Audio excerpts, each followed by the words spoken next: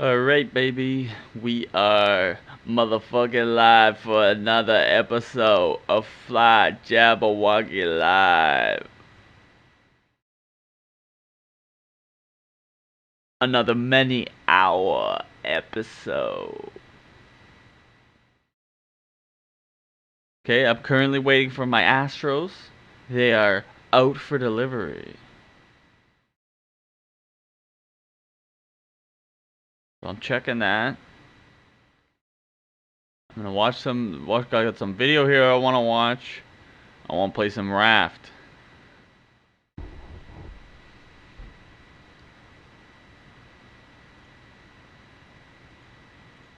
That's what I'm all about.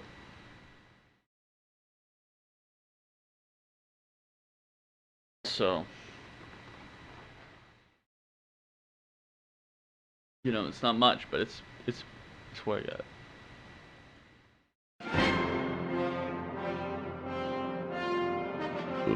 It's about the secret space program disclosure As World War and the II Vril drew to a Society. close, the United States rushed to collect as many former German National Socialist scientists as possible through a secret mission called Operation Paperclip.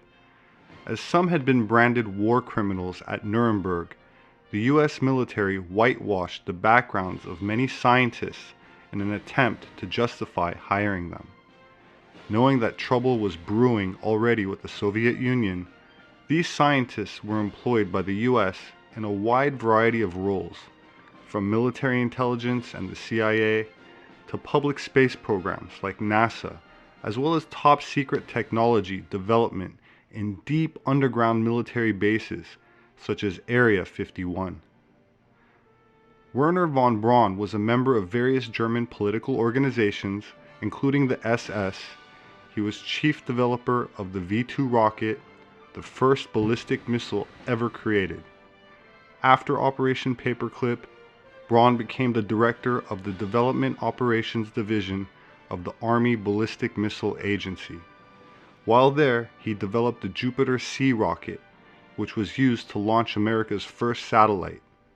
He was also credited as being instrumental in leading the moon mission. While there are those who believe much of what was shown to us regarding the lunar landing was staged on a movie set, it still cannot be denied that we did send up giant rockets and shuttles, and this technology achievement could not have been accomplished without the German scientists' involvement and leadership. In the past few years, stories of other, more amazing schemes from the Third Reich have appeared, stories of intercontinental missiles and orbiting space planes, all adorned with swastikas.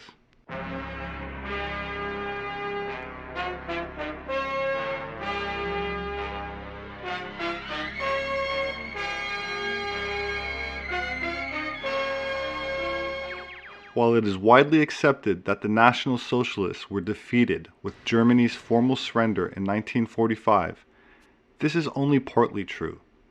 Many claim that the Nazi elite were able to covertly develop saucer-shaped craft far in advance of anything possessed by the US and established a secret subterranean base in Antarctica which some of their elite retreated to, eventually defeating a post-World War II attack by Allied forces in 1946, led by Admiral Byrd, who retreated after suffering substantial damage and casualties. This is better known as Operation High Jump. While the United States and other nations with central banks continue to suppress this storyline and the free technology involved in these craft in order to maintain the status quo of their oil-based economy, the Antarctic Breakaway Group are said to have established a viable Star Wars-like space civilization. Now, as wild as all this sounds, what would such a civilization be like? We can wonder, can't we?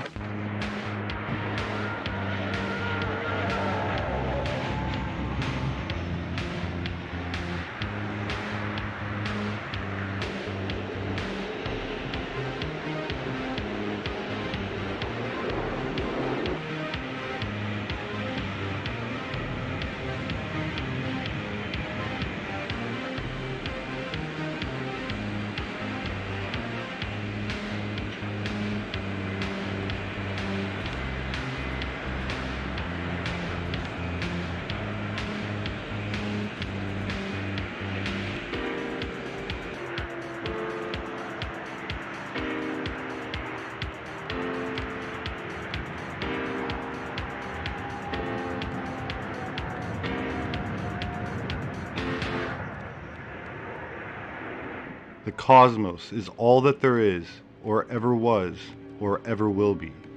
Our feeblest contemplations of the cosmos stir us. There is a tingling in the spine, a catch in the voice, a faint sensation as if a distant memory or falling from a height. We know we are approaching the greatest of mysteries. Carl Sagan. One of the great revelations of the age of space exploration is the image of the Earth, finite and lonely, somehow vulnerable, bearing the entire human species through the oceans of space and time. Here we are on a planet which is about 5,000 million years old. The sun around which it goes is not much older. It is part of a galaxy which is perhaps 10 or 12,000 million years old, which is one of perhaps hundreds of thousands of millions of other galaxies.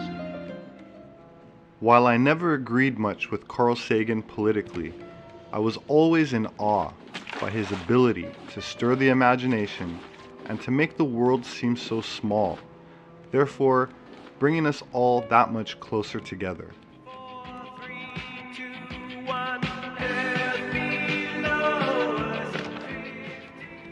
In pre-World War II Germany, the Vril and Thule societies, whose members included some who would later become notable members of the German National Socialist Party, believed that many ancient civilizations owed their origins to refugees from Atlantis.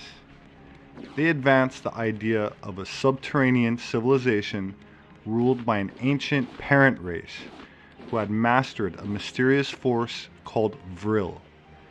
They were said to have survived the antediluvian cataclysms which ended the Ice Age and passed on their guarded occult knowledge through initiation into sacred mystery schools. Nationalist Germany claimed the territory of New Swabia in Antarctica, sent an expedition there in 1938, and began building secret, deep underground bases below the ice, accessible only by U-boat or submarine.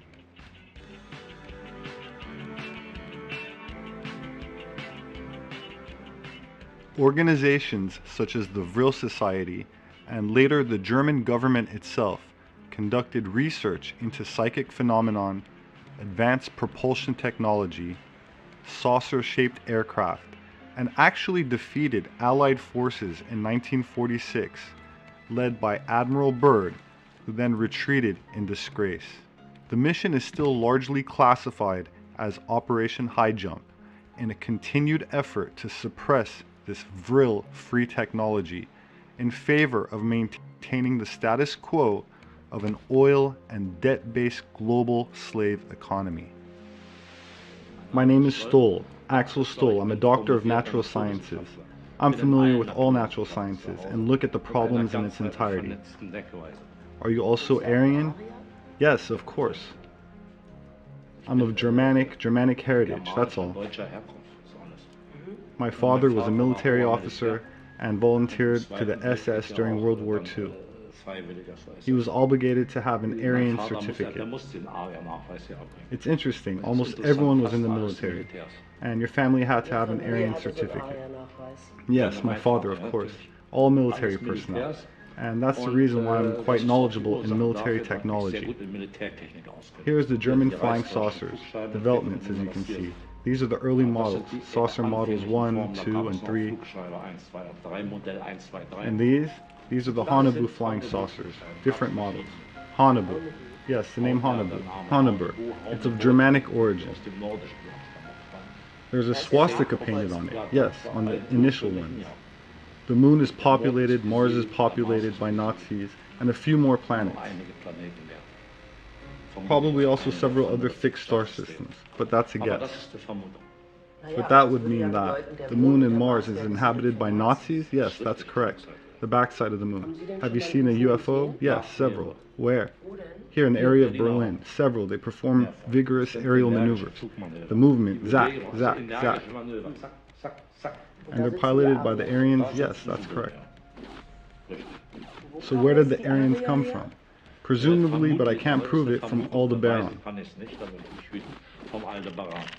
from that star system, from the star system of the head of the Taurus, 68 light years away. With effects faster than light, it's only a short hop. So the Aryans basically weren't born on this planet? No, not born on this Earth. Well, there was also so-called Vril Society in the Third Reich, and they had telepathic contact to Aldebaran with the Vril women, mediums. What about the wisdom of the Aryans? Are they more intelligent? How high is their IQ? High, very high. Were there also black people on Aldebaran? No. This planet is a prison planet. Between the late evening of February 24th, 1942, and the early morning hours of February 25th, the City of Angels went into a state of panic as what were initially believed to be German or Japanese enemy aircraft were spotted over the city. Taking place on the heels of the Pearl Harbor bombing, and just one day after a confirmed submarine attack off the Santa Barbara coast, the UFO sighting touched off a massive barrage of anti-aircraft fire with some 1,400 shells shot into the skies above Los Angeles and lasting the better part of the evening. Many people believe the aircraft were extraterrestrial, with one eyewitness even describing an object he's seen as looking like an enormous flying lozenge, and some accusing the government of a cover-up, especially after conflicting accounts of the incident from the Navy and War Departments. As if to confirm public fears of extraterrestrial attack, one famous LA Times photograph emerged from the incident showing an ominous, saucer-like object hovering over the city. This much debated photograph inspired America's first major UFO controversy a full 5 years before Roswell. And now for news of our own West Coast, we take you to Los Angeles and the report of Byron Palmer. Anti-aircraft guns went into action against unidentified aircraft in the Los Angeles area shortly after 3 a.m. Pacific wartime this morning. The anti-aircraft guns began barking during a blackout ordered by the 4th Interceptor Command at 2:25 a.m. The unidentified object, which some sources thought might be a blimp, moved slowly down the Pacific coast from Santa Monica and disappeared south of Long Beach. Army officials declined to comment on the possibility that the object might have been a blimp. However, it required nearly 30 minutes to travel some 25 miles, far slower than an airplane.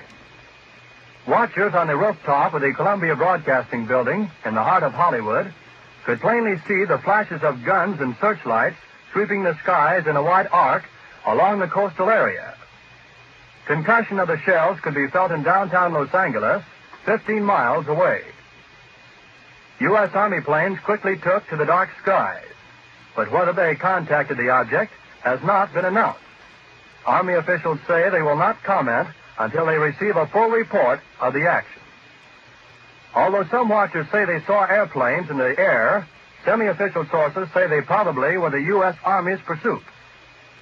Several observers say they saw one or more planes spotlighted by 20 or 30 searchlights. The object moved southward, presumably over Huntington Park at the western edge of Los Angeles, and on southward to about Long Beach on the coast. By 3:30 a.m., observers said the object appeared to be over the south of Long Beach. Searchlights closely followed the object down the coast and kept it centered in their glare. Shells frequently could be seen bursting near the object, but none appeared to hit it. The shooting stopped about 3:30 a.m. The shooting brought warfare to the front door of this city of 1.25 million population for the first time since December 7th. Already it was alert to the presence off the Southern California coast of a Japanese submarine which had pumped 25 shells into an oil field north of Santa Barbara Monday evening. Because of the presence of the submarine, a 3-hour alert was ordered at dusk last night, and civilian authorities stood at their posts while the Army and Navy continued their search for the submersible.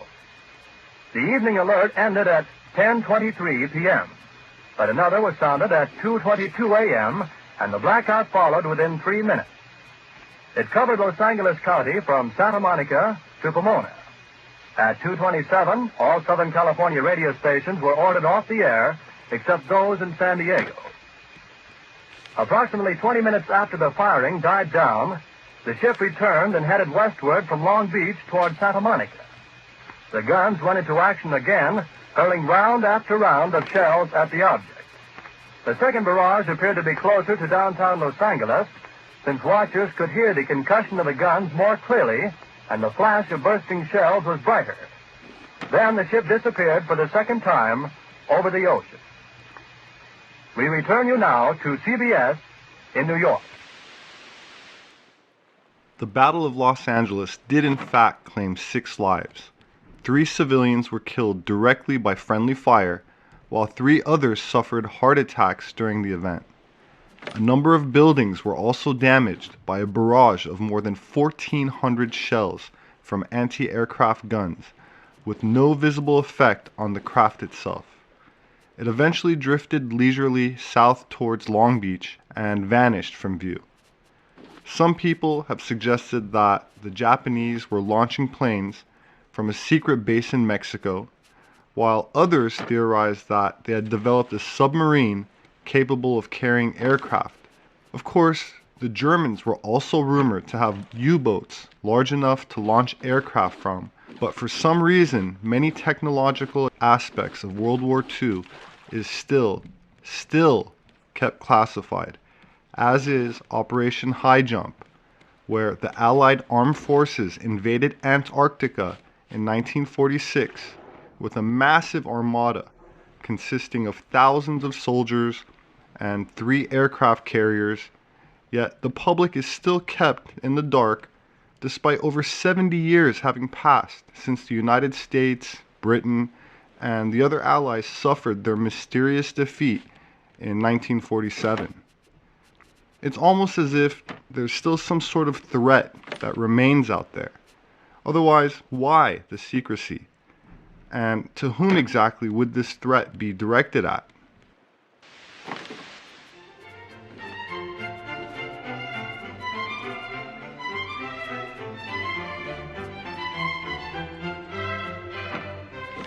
One needs only look at the data that came out of the collapsed former Soviet Union, and the truth concerning the events of World War II reveal itself quite nicely. Americans have always been interested in the techno-magical legacy of Germany.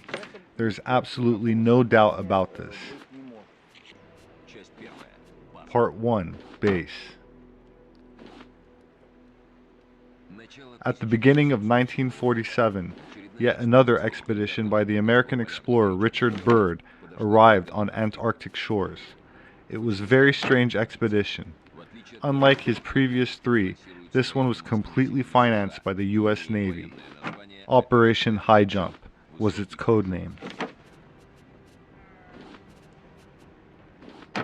Under the command of Admiral R. Byrd, there was a powerful military squadron, an aircraft carrier, 12 surface ships, 1 submarine, more than 20 airplanes and helicopters, and about 5,000 people on staff. You will agree, a strange team for a scientific expedition. December 2nd, 1946. Before the start of his expedition, Admiral Byrd, at a press conference, said, "My expedition is military in nature," giving no further details. At the end of January 1947, full-scale aerial reconnaissance began surveying the Antarctic region of Queen Maud Land. It all went to plan in the first weeks. Tens of thousands of photos were taken. Suddenly, the inexplicable happened. The 6-month expedition terminated after only 2 months. Fleeing the Antarctica coast, it was a real fast retreat. They lost the destroyer, almost half their carrier-based aircraft, dozens of sailors and officers. The Commission investigation members of the United States Congress, Admiral Byrd, said the following: "In the event of another war, America can be attacked by an enemy that has the ability to fly from pole to pole with incredible speed." What made the Americans flee? In 1945, 18 months before Admiral Byrd's expedition began, 2 German submarines entered Mar del Plata, port in Argentina, surrendering to authorities. These were no ordinary submarines. They were from the so-called Führer convoy. This was a top-secret fleet fulfilling missions. Details have remained a secret till now. The submarine crews were reluctant to cooperate. Even so, the Americans learned a few things. The commander of U-boat U-530 spoke of his involvement in an operation codenamed Valkyrie 2.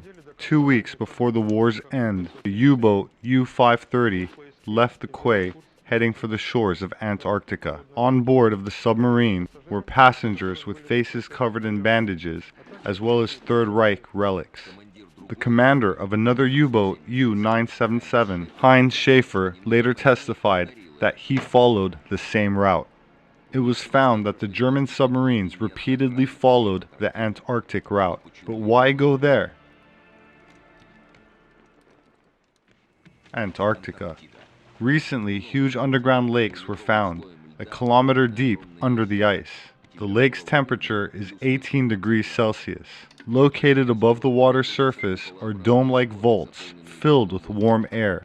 It's possible that from these heated lakes, a constant river of warm water flows into the ocean. For thousands of years, these warm rivers may have formed large underground ice tunnels, perfect for the construction of secret bases. From the ocean's edge, any submarine can easily pass under the coastal ice into these tunnels. Here it was, a complete base, immune from storms and polar cold, totally hidden from outsiders and out of the enemy's reach. Many assumed that in case of a defeat in the war, Antarctica would be a safe haven for the elite of the Third Reich. By 1942, transfer of inhabitants to New Swabia had begun, including scientists, engineers, members and representatives of the Nazi Party and German state. Certain secret industrial technologies were also transferred from Germany.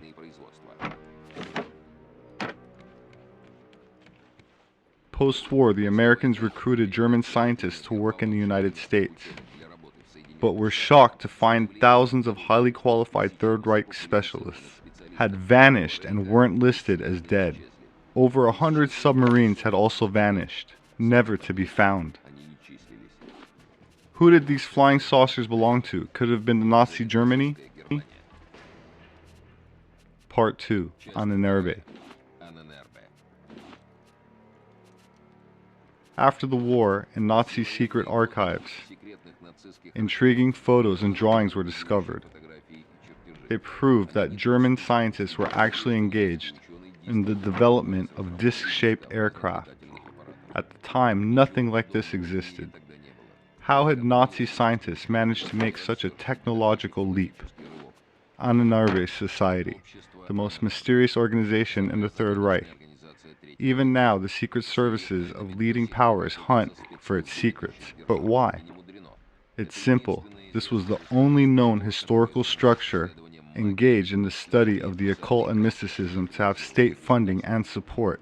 No organization in the world had at its disposal such a volume of data or had such influence on the development of occult technology as the Ahnenerbe. The Ahnenerbe founders were drawn from the highest ranks of the Third Reich. Research on occult knowledge and paranormal phenomena by the Ahnenerbe received blessings from SS Reichsfuhrer Himmler, who not only acted on his own initiative but also with instructions from Adolf Hitler. Officially, the society was founded in 1935 and was intended to explore the historical roots of the German nation. Ahnenerbe, when translated, means legacy of the ancestors. However, the society's scope of interest was broader than ancient German history study. Third Reich leaders understood an army's size wasn't necessary to win future wars. Therefore, they adopted the so-called concept of qualitative superiority. Therefore, one can win a war with relatively low quantitative forces, while utilizing high qualitative forces to provide them with qualitative superiority.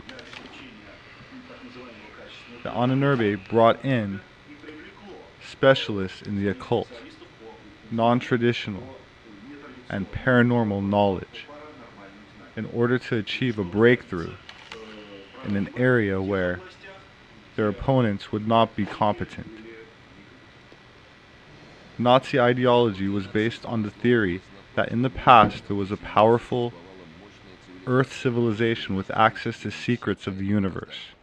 Somewhere, encrypted and scattered, this higher knowledge was preserved. Specifically, they were tasked with reviving the superhuman in Germany. In their role as an ancient Aryan descendants, they were very interested in Atlantis. Their scientists believed it, the Aryan race's native home. Therefore, Germany was the rightful heir to Atlantean technological knowledge. According to the librarian from one of the Postonsky libraries, in March of 1945, he witnessed Soviet troops approaching German territory. The Ahnenerbe were evacuating a library carrying away 140,000 volumes. The library catalog would be very interesting. It's possible the Ahnenerbe learned something incredible about Antarctica. They made the study of this continent one of the main Nazi leadership goals. Actually, the SS were after very specific knowledge. Studies were carried out concerning the paranormal abilities of employees of the Ahnenerbe. The results were recorded on personal files. When the war started, officers with these paranormal abilities, along with others who displayed paranormal skills, were merged into a single Ahnenerbe department. Unfortunately, there are no records on what this department was working on, or more importantly, what results were achieved. One of the main objectives pursued by the Ahnenerbe experts was the use of paranormal abilities to contact unknown beings. Part 3. Saucers. Secret Thule Society members, the Ahnenerbe's predecessor. Among the selected were two experienced mediums, or contactees as we say today. One of them hides under the mysterious name of Sigrun. The other is Maria Orsic from Zagreb. She speaks of strange things in a trance state, from a civilization in the Taurus constellation. She receives incredible technical information. This knowledge shocked no one. On the contrary, it attracted huge interest, as it concerned the construction of an unusual flying vehicle, which could alter the flow of time around it. A step toward the dream of the secret society. A time machine penetrating deep into history, obtaining the knowledge of ancient high civilizations. It's no surprise concerning the well-known fact, namely most of the staff of the American Antarctic stations are personnel of the United States National Security Agency, employees of American military, technical, intelligence, electronic intelligence, and Central Intelligence Agency employees. These categories represent the main research personnel on American Antarctic stations. Start. 2, 1. Booster ignition.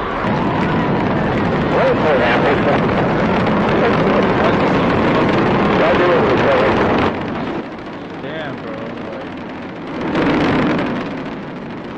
Wait, I got it, dude. It's blasting off. Holy moly.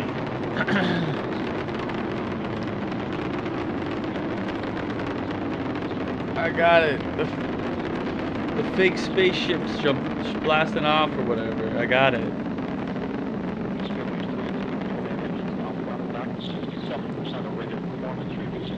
It's gonna be going on long. Which eventually prompted von Braun to later master calculus and trigonometry so that he could understand the physics of rocketry. From his teenage years, von Braun had held a keen interest in spaceflight, becoming involved in the German Society for Space Travel, and then to work for the German Army to develop liquid fuel rockets in conjunction with Dr. Hermann Oberth, an Austro-Hungarian-born German physicist and engineer.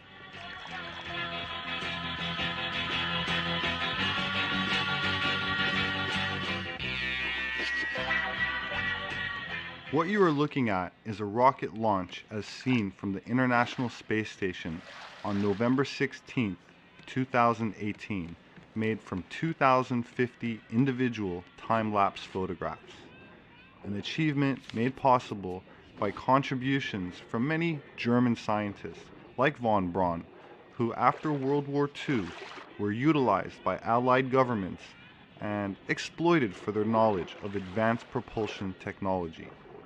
This same technology, according to the official word from NASA, was used to safely get man to the moon and back.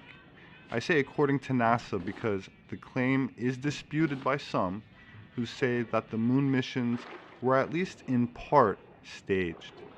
While the official narrative remains controversial, even more controversial are allegations that the German Nationalist Party had obtained even more advanced technology and had already been to the moon long before the creation of NASA itself.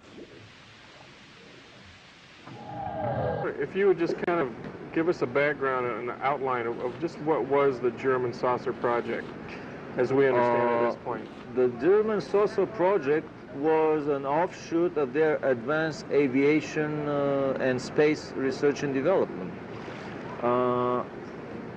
Disbelieving at the beginning the existence of German saucers, I made a thorough search of books on advanced German aerospace technology, and what I discovered was astonishing.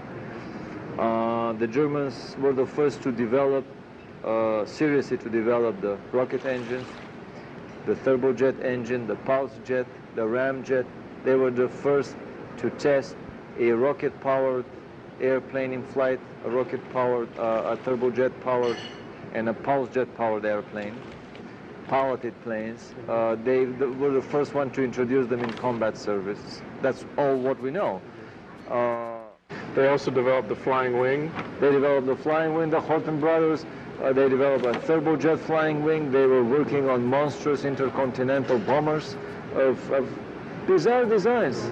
I have several hundred slides that I've taken from books from the public domain of designs that were so ahead. The Germans developed, according to some even more advanced rumors, they developed the time machine. According to other rumors, the bombs that were thrown over Hiroshima and Nagasaki were German. The American project went along other lines, and the bombs that were produced were much bulkier and impossible to load on an airplane. A light-emitting rocket hit the moon in 1938, unmanned rocket. A light-emitting propulsion that I've never heard of, different from anti-gravity, different from rocket propulsion, probably very economic. Free energy, quite because you can't load car batteries to power the laser that would emit the light to take the rocket to the moon, obviously. In '52, German engineers built for Juan Perón a cold fusion electricity producing plant in Argentina. Flying discs that were powered by conventional engines, basically. By the engine, not same engine that they use for the Messerschmitt 262 fighter. Which would be a conventional engine, rather than an Conventional exotic. no, conventional turbojet engine running on mundane, low-grade aviation kerosene. There's a significant body of evidence out there that suggests that a significant number, if not all, UFOs come from right here on this planet. And we're going to look at that evidence. There's a book written by Renato Vesco, an Italian author who was in the military, Italian military, during World War II, and he had access to some very interesting files, German files, on German flying disc technology, that the Germans were developing flying discs along with other bizarre aircraft during World War II. And that's what we're going to be looking at. And what developed from that. And some of the UFOs we see today, are they product of that technology? Well, I would say, through the research that I've done and the people that I've talked to, that the majority of what we see are actually built here on this planet and maintained and flying on this planet. But it's really, you know, it's awful hard to believe, still even for me, that our government is keeping this from us.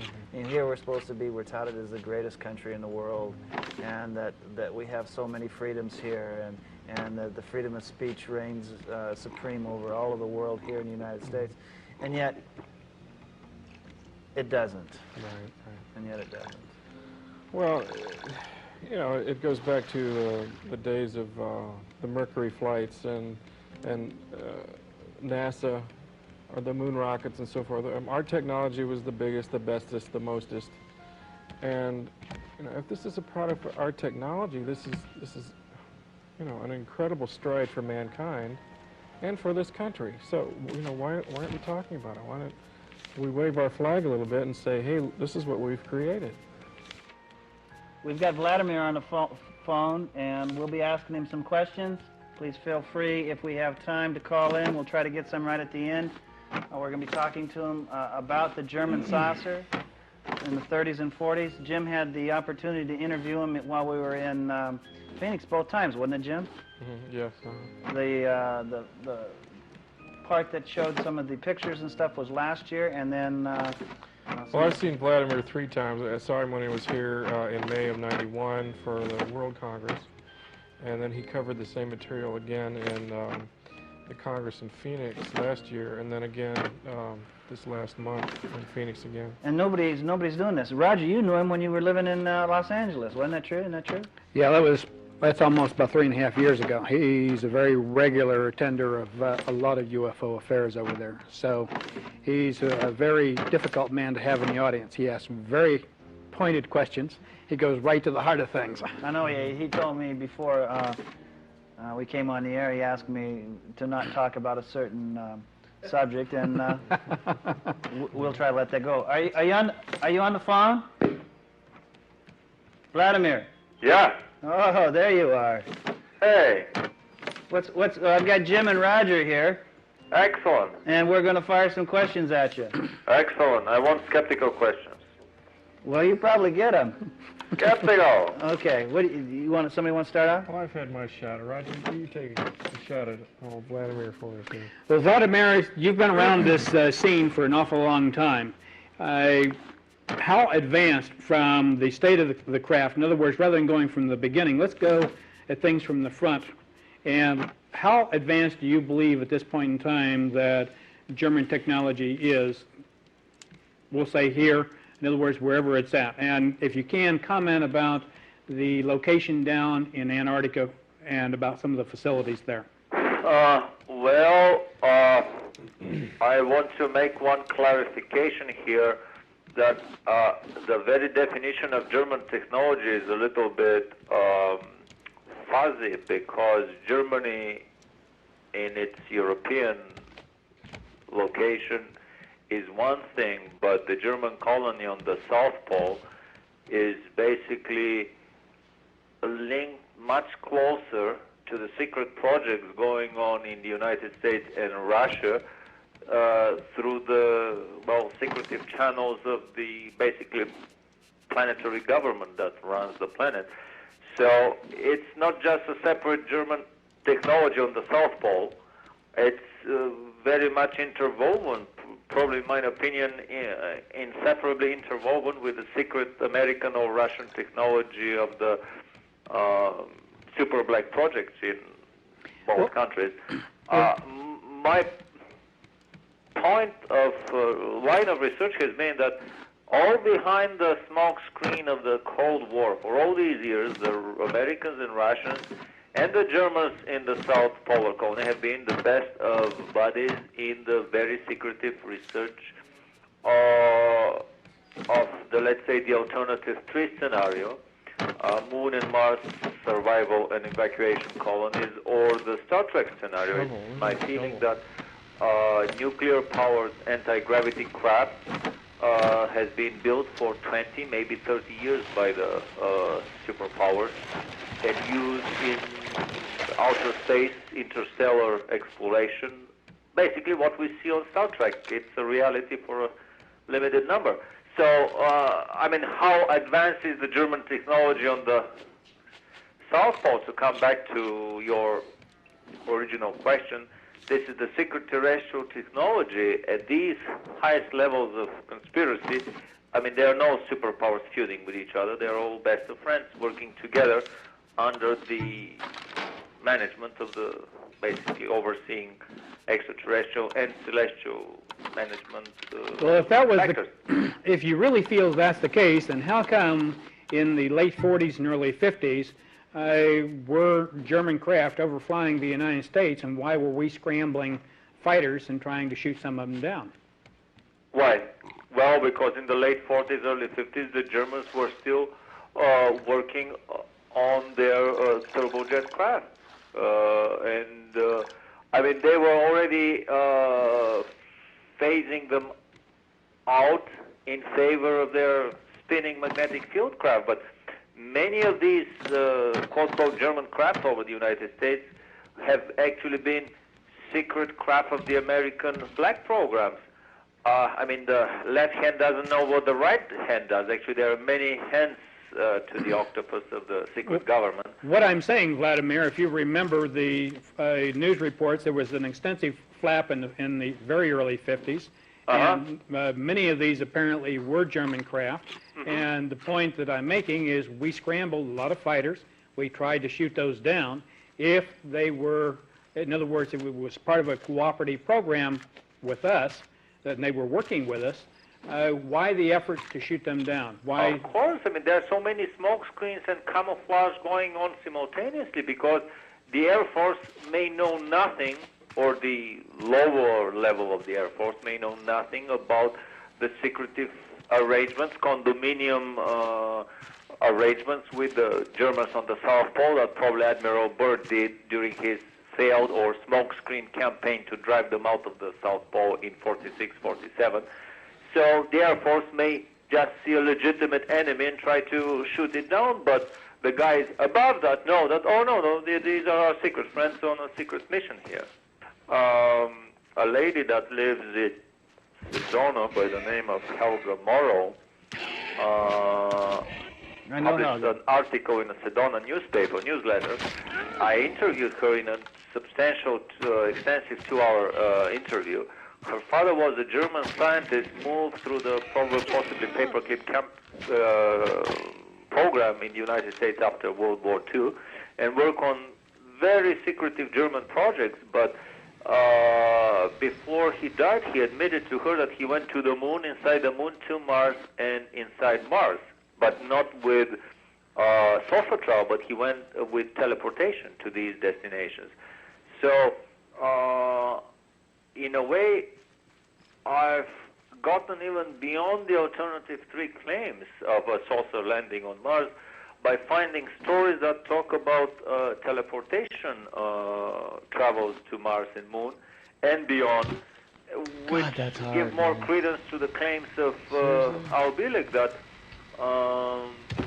teleportation has been developed in this country starting from the 30s, and by the late 50s it was fully developed and online for the secret government project. In the 60s and 70s they developed the time tunnel traveling technology of the Phoenix project that is described in the Montauk project book. Wait a minute, this is Jim. How you doing? Hey, Jim. Just nice to hear your voice. On behalf of our viewing audience, the audience that may be a little bit skeptical about all this German material. Well, bombard me with skeptical questions. Very good. Those of us who are fairly well versed with history know that the Germans reigned England with the buzz bomb and the V1 to V2 bombs. Yeah. If they had technology as advanced as flying discs, why weren't they used to combat the Allied air forces at the end of World War II, and why didn't they succeed in defeating the Allies? Well, very easy. I can answer your question with a counter question. I heard stories that Tesla developed a death ray, actually a dematerialization ray for the U.S. Army in the late 30s. You would point it to any object, a stone, a truck, a tank, a soldier, anything, and the thing would disappear. The ray would shift the target, the vibrations of the target, a little bit off time, basically and technically putting it in a different time continuum, making it disappear from our continuum. So anything that you pointed from here on to the horizon would disappear. I mean, whole armies would be annihilated in seconds. Why didn't the Americans use this thing to demolish the Germans much earlier? Obviously, I mean, no government uses its most advanced and secretive technology. They always try to keep it for a more special purpose. So, I mean, the V-1, the buzz bomb, and the V-2 were fairly advanced rockets anyway. Nobody had them from the other side, so the Germans were using some of their advanced technologies. But the saucers, they were very well guarded, and the Germans were preparing a retreat to the South Pole, especially after 42, when the guys with the brains in Berlin realized that they would lose the war. Anybody who knew the real industrial might of England, Russia, and United States combined realized that, I mean, what proved at the end of the war that there were 500,000 Allied planes against 100,000 German planes produced. For every German plane in the air, there were 5 Allied planes. I mean, figures that are not very often discussed in the press. So knowing this, as early as probably 42, 43, the Germans started making tremendous effort to move hundreds of thousands of people to the South Polar colony and to keep the saucer's existence as secretive as possible. At the same time, Renato Vesco, this, well, he's considered the Italian Werner von Braun, the research and development boss of the Italian Air Force during the war, wrote in his book Intercept But Don't Shoot that there have been dozens of full fighter attacks and Kugelblitz attacks on Allied bomber formations with devastating results that have been documented by the Allied Air Forces. They did not reach the Allied press for obvious reasons. I mean, okay, Vladimir, what would you say is the best evidence, the most compelling evidence for the fact that the German saucer projects were a reality? Funnily enough, the simplicity of obtaining anti-gravity. If anti-gravity is really obtained by simple spinning of any object along a vertical axis, as is the claim of 2 Japanese scientists from Tohoku University, Hayataka and Takeuchi, who published a very important seminal paper in 1989 in the Physical Review Letters, one of the top 5 physics journals in the world. Simple spinning of a used airplane gyroscope would reduce its weight. It's official academic scientific literature. If it is that easy to produce anti-gravity, if one would not need the fancy science fiction hardware that Bob Lazar is revealing in his film, that our government has been secretly back engineering in Nevada test site by using a hand-me-down alien technology utilizing element 115. Maybe this is a legitimate anti-gravity drive and you can obtain anti-gravity even by this means, but normally anti-gravity is very easy to produce. If it is that easy, then you can couple every existing engine in your arsenal with spinning lenticular airframe and produce an anti-gravity craft. And the Germans did just that. They had piston engines with propellers spinning the craft around. They had Banco engines with propellers. They had turbojets, pulse jets, ramjets, rocket engines in inboard and outboard variations, custom-made, standard aviation turbojets they were using on the Messerschmitt 262 plane, standard rocket engines they were using for the Messerschmitt 163 rocket plane. Rocket engines probably for the V-2 were used for the rocket-propelled craft that could go in the outer atmosphere. The simplicity of anti-gravity.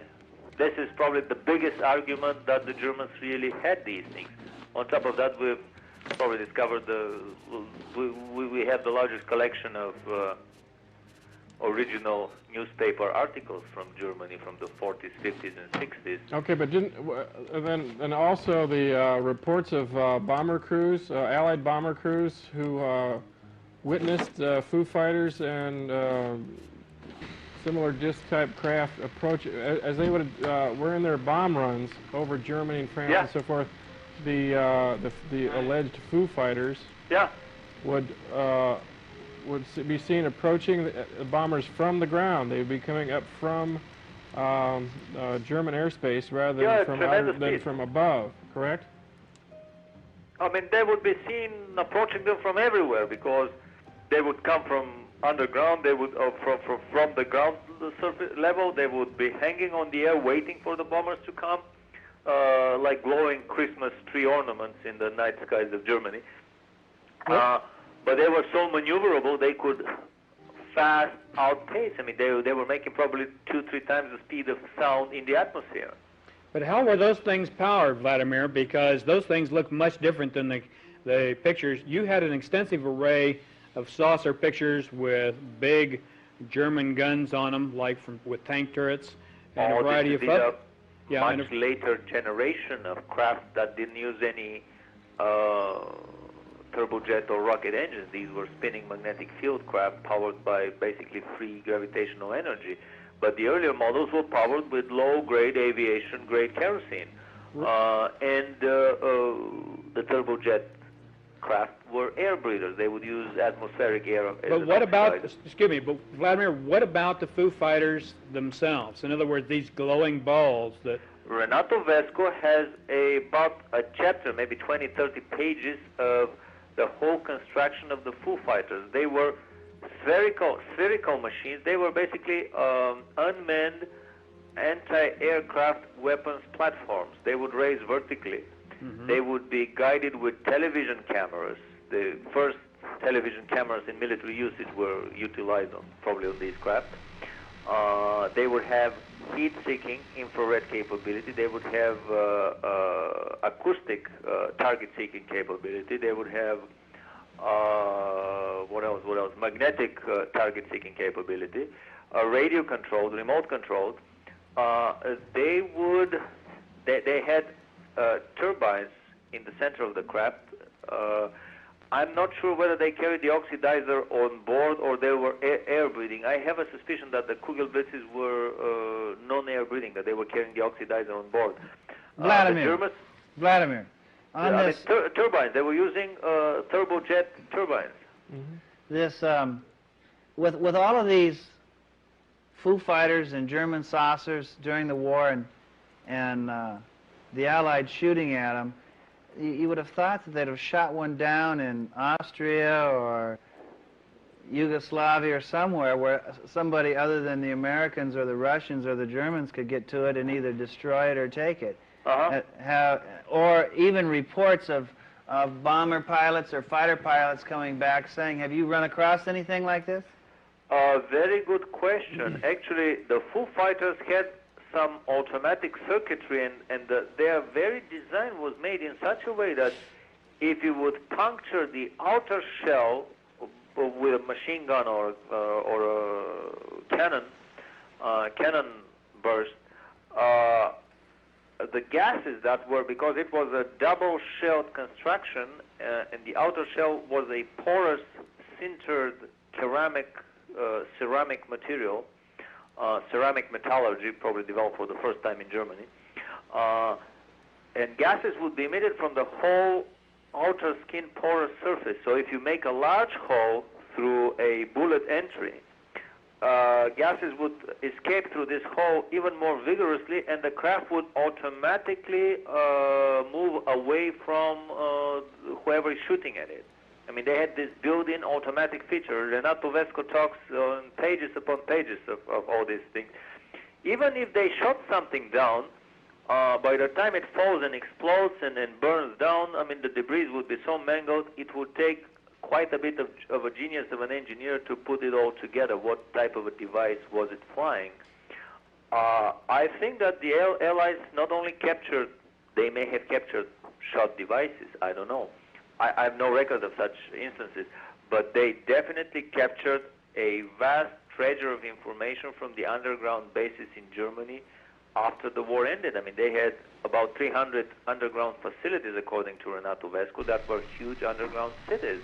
One of them The Mittelwerk, Oh, next to the I got some Subway concentration here. camp door, was 2 kilometers long by 1 kilometer Gotta wide. get the We're talking Subway about here. millions of square yards of floor space, shop space. If the viewers want to find out more, is there anything written on here? I know that we're going to next week go ahead and profile your interview with Jim Nichols, as well as some of the photos that you showed during your lectures. But is there anything that is in print? Are you presently working on a book or anything that these people would be, our viewers would be able to pick up and? I have a long list of videos that we have made. Half of them are on basically the German anti-gravity technology, the German colony on the South Pole, secret space flights by the superpowers to the moon, Mars, and beyond, according to the alternative 3 and other scenarios. Let me ask you one last question here on my part. The Germans, with the technological development that they've done, there was certainly some involvement by Hitler in some very strange and unusual things. Do you believe that the Germans themselves had any type of connection with extraterrestrials or alien races during the early parts of their development programs? Yeah, I've heard this story on numerous occasions. For example, I heard that there was a saucer crash near around Peenemünde, another saucer crash in the Bavarian Alps, which may have been used as an excuse by the German secret elite to peddle this flood of new technological information, this avalanche of information to trickle it down into German economy and industry without having to explain exactly where they got it from. But I do think that the Germans were heavily involved in, they had contact with extraterrestrials, several races probably, and the more time passes, the more I'm willing to accept the idea that basically extraterrestrials have always been in contact with the major terrestrial governments, and especially the secret societies, which are the fifth column for the introduction of a particular extraterrestrial philosophy in our society. The German secret societies like the Thule Gesellschaft, the Vril Society, and numerous others that I don't even know, have all been in contact with different types of alien races.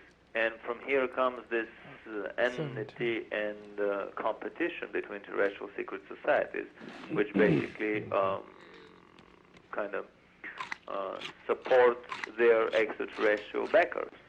Let me ask one more little question here. You have an excellent selection of photos. Where in the world did you dig all those photos up? Well, it said very simple in the Bible, search and you shall find. It's all in the public domain literature. One has to have the, how should I say, the belief that these things would be found, and they really come one by one. I mean, I'm waiting for information from Japan, information from Argentina, information from Russia, Czechoslovakia. People are coming out of the woodwork. Yeah. And anyone who calls in brings in a one new single photo, I simply download everything that I have. Vladimir, now let's get specific about some of these. You have very good quality color photos of craft that are in the air and very advanced designs. Now, where did you find some of these? A friend of mine, either he or some of his relatives shot a Kugelblitz in flight over Mount Rainier in the early 50s. He's living in Los Angeles. He was the owner of the negative of this photo, and he made me a copy. Well, I bought it from him. He sold that later to Bill Hamilton, and the photograph appeared on the back of his book, Top Secret. Ah. Well, what about some of those that had the big cannon and the turrets? These are black and white. I shot them with my camera off my TV screen, and they are coming from the German video documentary film called UFOs or the Third Reich Striking Back, which came through a friend of mine in Germany. He's a major New Age publisher and publicist in Germany. The film was originally produced by a secret German society, quite probably the Tourist Society. They never put their name under the film, but this is what the grapevine says. Okay. And the Tourist Society guys are kind of keepers of the flame. They preserve photographs, documentary material, and so on. Vladimir, one of the things that I'm sure puzzles some of the audience is why wasn't Hitler pushing the use of this kind of technology with a greater extent? I mean, was this kind of technology being kind of hidden from Hitler by his own people? Well, it's a good question and quite a complicated question. But I've heard stories that, for example, Hitler had a rule: never introduce in warfare a weapon that they didn't have developed the anti-weapon. They introduced the turbojet fighters and bombers only after they have introduced the anti-aircraft heat-seeking missiles in place. I've heard stories that actually the 2 nuclear bombs dropped on Hiroshima and Nagasaki were German construction. That by the end of the war, the Germans were working on an antimatter bomb, time machine, and many other bizarre advanced technologies, death ray, and so on, free energy. But the antimatter bombs were as big as a pineapple and strong enough to devastate the whole of New York or London, which could not be done with a small Hiroshima-sized bombs. Right, but the question is... so Hitler opposed the use of these nuclear bombs over England or the United States on a very racial reason. He said, we are not in the business of killing Aryans. This was the same reason he told his general staff when he opposed the German army rolling over the escaping British and French soldiers at Dunkirk in, I think, 40 or 41, when they were defeated, and Hitler stopped his armies, allowing the Allied fleet to evacuate these defeated soldiers in England and basically use them for the D-Day invasion again. Okay, but after the war, as the war was winding down, it was obvious that the Germans were defeated. Wasn't there a secret cadre of his own Nazi SS that took this technology and took it out of the country before it could be captured by the Allies? Oh, yeah. I think from 42, 43, the smart guys in Germany had made their own plans that they are about to lose the war, so why don't we just let's work on some escape scenario. So every new technology was tested quietly, low-key, low profile. For example, they tested a greenish-looking radiation, a death ray, in Romania. Then they packed and crated and shipped everything to the South Pole. They would test it, make sure that it worked, and they would never try it again, and they would move it to the South Pole. So when Admiral Byrd arrived with a huge 3-aircraft carrier, it's a triple armada descending on the South Pole from 3 directions, they were beaten in 2 weeks and hastily retreated. Probably the Germans had at least one smart move by not using these weapons in 44, 45 on the European theater, but concentrating everything they had in the South Pole theater. Okay, now if such a technology, or if such a renegade Nazi force escaped to South America or Antarctica and has been there all this time, unassailed by any of the Allies or Soviets, that's really pushing credibility to believe that such a group could still exist down there. What kind of evidence the rumor is there? goes that there is a large city called the New Berlin. And why haven't they tried to complete the goals of the Third Reich in the years since then? Well, not that they have tried, they have completed them. They have produced a master race on the South Pole, according to the rumor. They have genetically engineered and re-engineered themselves to the point where they live quite a bit longer. They have fewer diseases. They are probably able to, not probably, but they developed genetic engineering to such a perfection that, the Germans had hybrids between humans and animals 50 years ago in the concentration camps. So where are they now after 50 years?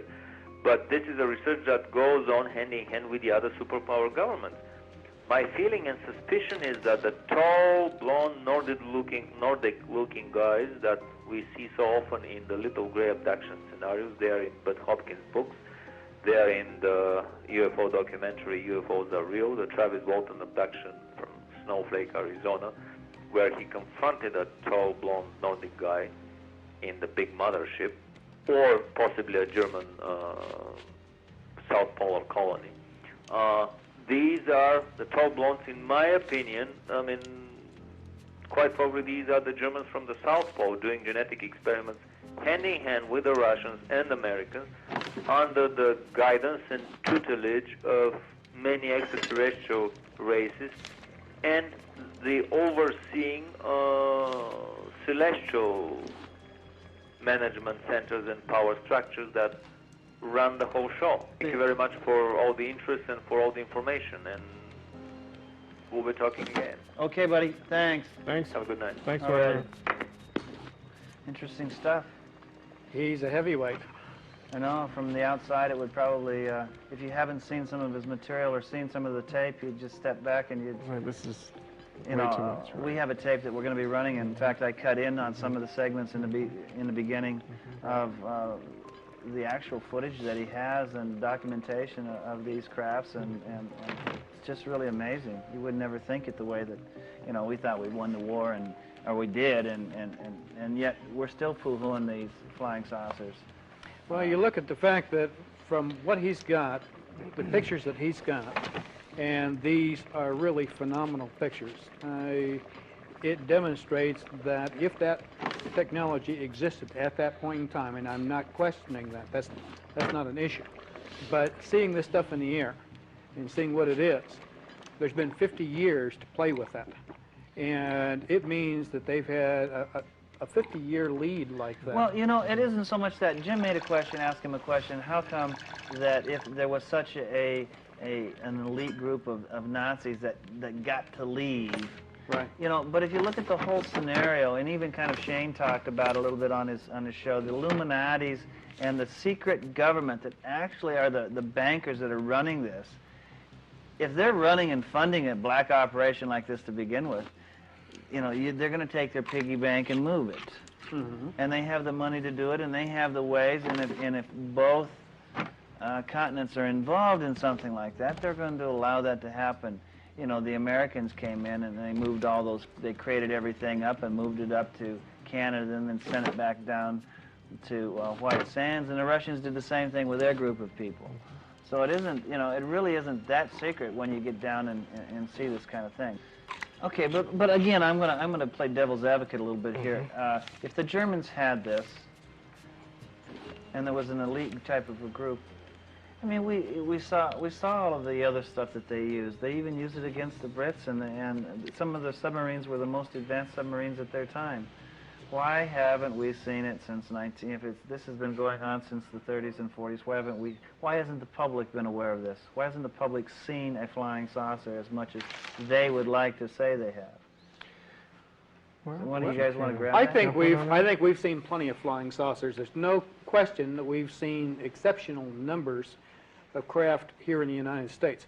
We haven't recently seen a lot of craft, but during the 40s, late 40s, early 50s. Early 50s a lot. There was a tremendous amount. Then we had flaps in the 60s and we had them in the 70s. It seems that even this year, there seems to be a very high number of sightings. We're getting some locally here, some things are being seen in the air. There's more scuttlebutt from other places than the United States. And I think the only thing that's happening is that with the way the different UFO groups are set up, there isn't really that kind of central focus where sightings are being collated and the information got back out to the public, so we're seeing it, so we're knowing what's going on. And I think that there's a number of the craft that are out there now have cloaking capability, and generally we don't see them operating during the day. So that's another factor. It comes down to now whether the craft that are operating are, in other words, from here or from somewhere else. That's really a very difficult question to answer right now. Well, Tesla kind of had his finger on the pulse of things back in the 30s and just kind of backed off. I've heard Vladimir use the same thing, and that machine that he was talking about, that death ray, he did have it for the government, and they loaded it on a train, and they even blew part of a mountain up, and the government just wouldn't use it. But you know, the other thing too is besides technology like that, we're seeing an awful lot of people who are having encounters. Now, who they're having encounters with, what these individuals are, we know they look a lot different than us. And it appears that, in other words, there is a program going on, and they're not really interested in us seeing craft or objects in the air. They're much, whoever or whatever's carrying out this agenda is much more concerned about keeping things quiet. You have to realize that with the communications that we have nowadays and the sophistication that we have in radar and being able to put satellites and going to the moon, that each government, or anyway the superpowers, knows what the hell's going on. They know that if there's something down in Antarctica, they know what's down there. There's no hiding that. They know what's going on. But they're just not telling us. Well, that's what I'm getting about. I think it becomes more of a secret government. The more and more I get involved in this, the more and more I talk to people that'll come up to me and say, Ted, I was a radar man 20 years ago, and I was in North Dakota, and we scrambled jets over UFOs, and all of a sudden we were told from higher levels to erase everything. We haven't seen it. And just erase it. Just take it out like it wasn't even there. And he was telling me that when they do this type of thing, they have to go to 3 levels or 4 levels. So once it got to the 4th level, then it had to go back down and erase everything. But So somebody at a very high level knows what's going on. Right? Oh, yeah, right. Okay. yeah.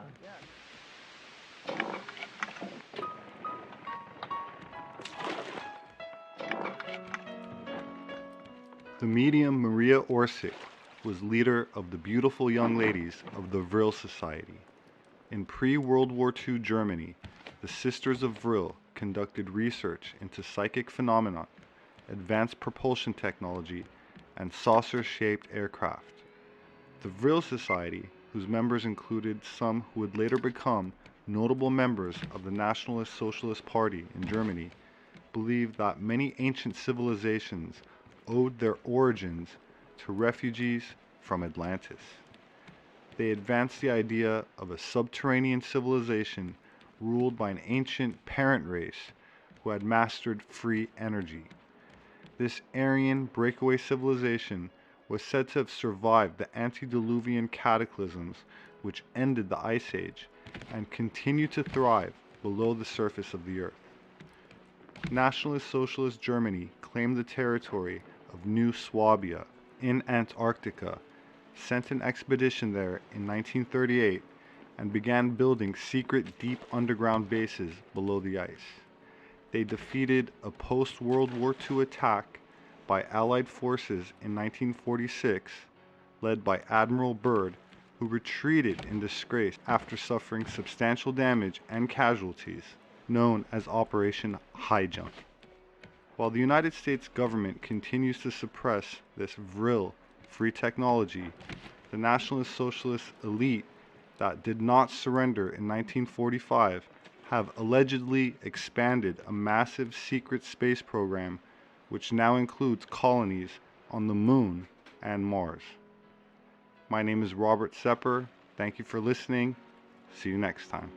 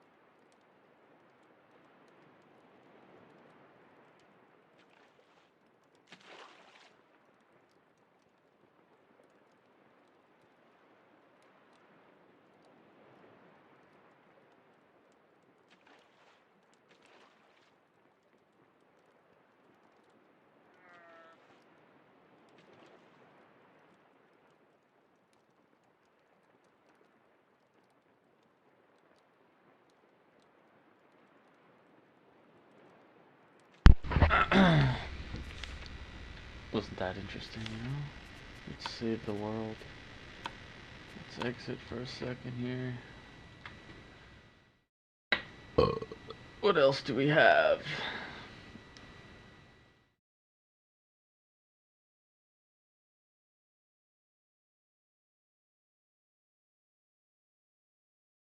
All right, everybody. Stefan Molyneux, hope you're doing well. So, Stuff, as promised, I'm going to do just a little smidge of email responses. So I have a newsletter that I put out, freedomain.com/newsletter. I hope you will check it out.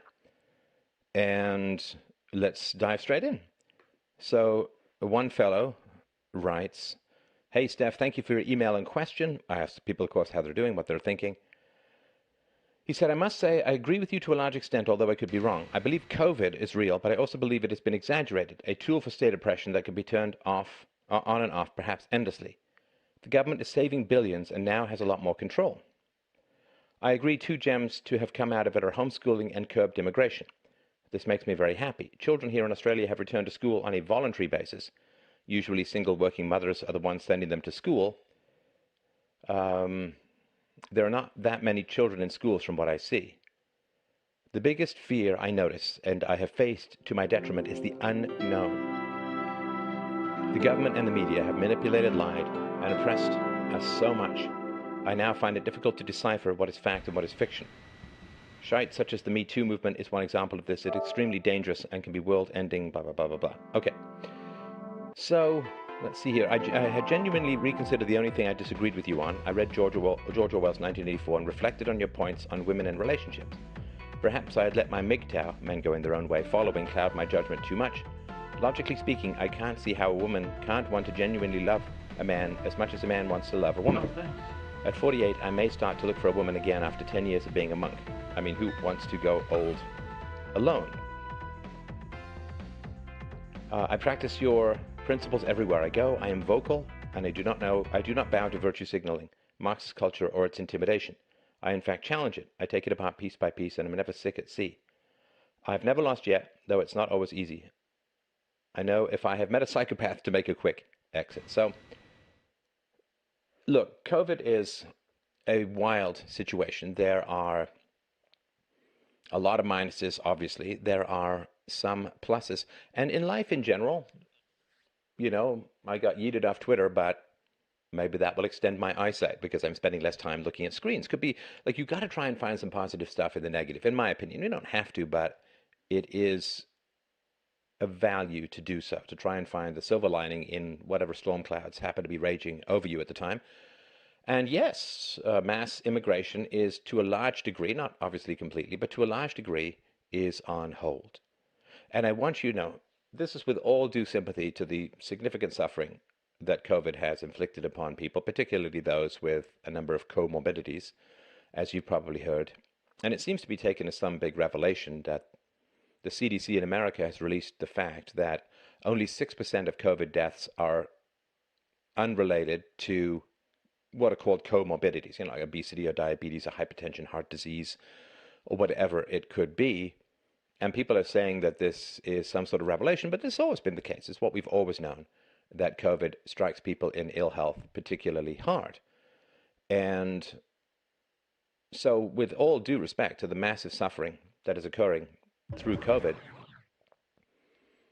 if there was some politician who had managed to get 40% of parents, or some person, doesn't even have to be a politician, who had gotten 40% of parents interested in homeschooling, that would be considered a great We've been talking so much NBA 2K21, but we wanted to stop and take a moment to thank you guys for tuning in and joining us for 45 episodes. Similarly, if someone had, this probably would be a politician, but if somebody had been able to achieve a massive reduction in the mass migration that is, in my view, destabilizing a lot of the world at the moment, that also would be considered a rather significant win. And welcome to this very special again, I don't want to say like it's a positive, but you do try and get the positives out of the negative situations as best you can. So when I got cancer, I vowed that, okay, well, I fought that cancer off, which is to some degree my prior healthy habits and to some degree the regimen I followed, and to some degree, just blind luck. But I said to myself, okay, well, I got cancer. Can you see this? Yeah, you can see the scar here where it was removed, right? So I got cancer, fought it off, and so what I'm going to do is I'm going to go, in a sense, to the other extreme. I'm going to live even more healthy. I'm going to get a big-ass Tilly hat and use lots of sunscreen and keep the sun off my skin as best I can. So given that I'm half Irish and half German, not known for their lustrous tans, try and stay away, at least from skin cancer and things like that. So I keep my weight down. So you can take a negative, even something like cancer, and say, okay, well, I'm going to try and turn that into as much of a positive as humanly possible. And really, what else can we do? What else can we do in this world than try and extract as much gold from the rubble of our hopes as we can? I think that's, I mean, everything's a choice, but I think that's a fairly good choice to make.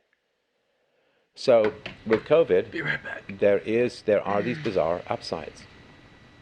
Promiscuity, you know, this hookup culture that was spreading disease, viruses, STDs, disintegration, moral decay, self-loathing, and a contemptible reduction of the spirit of man to a mere copulating bag of meaty flesh.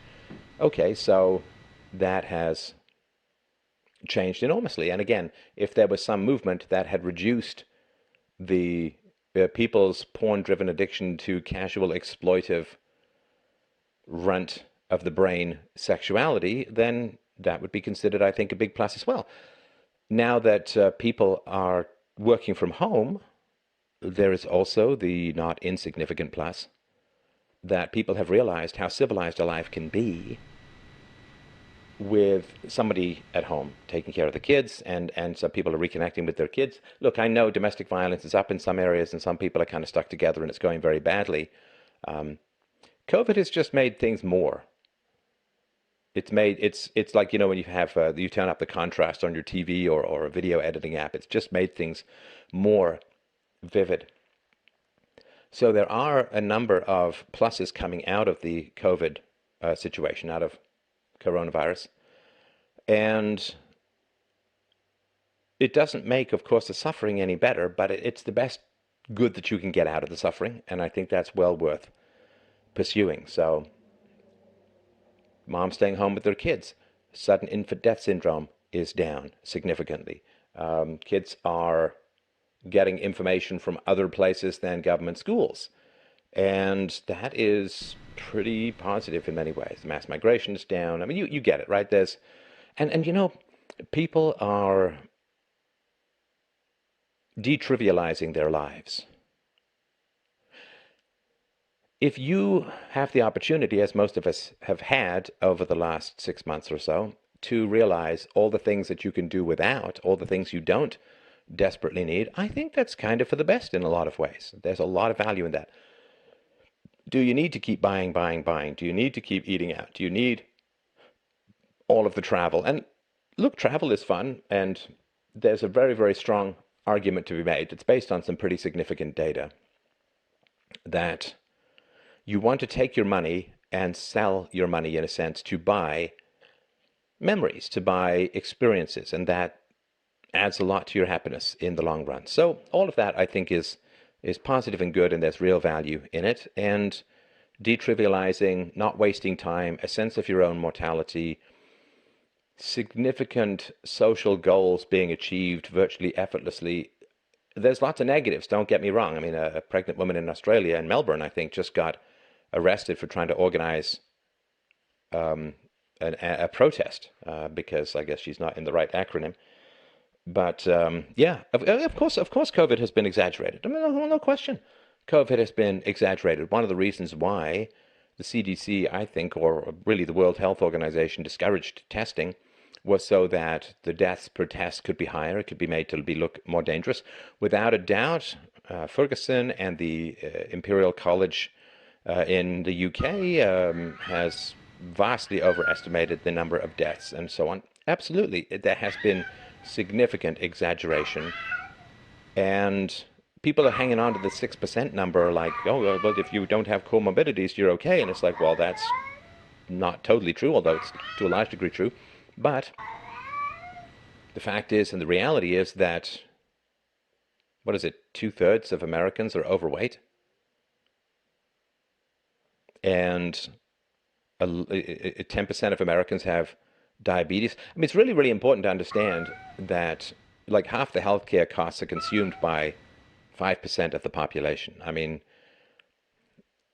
healthcare costs are pretty cheap for most people and then ridiculously expensive for everyone else. And of course, those people are paraded by the media in order to get socialized medicine and so on.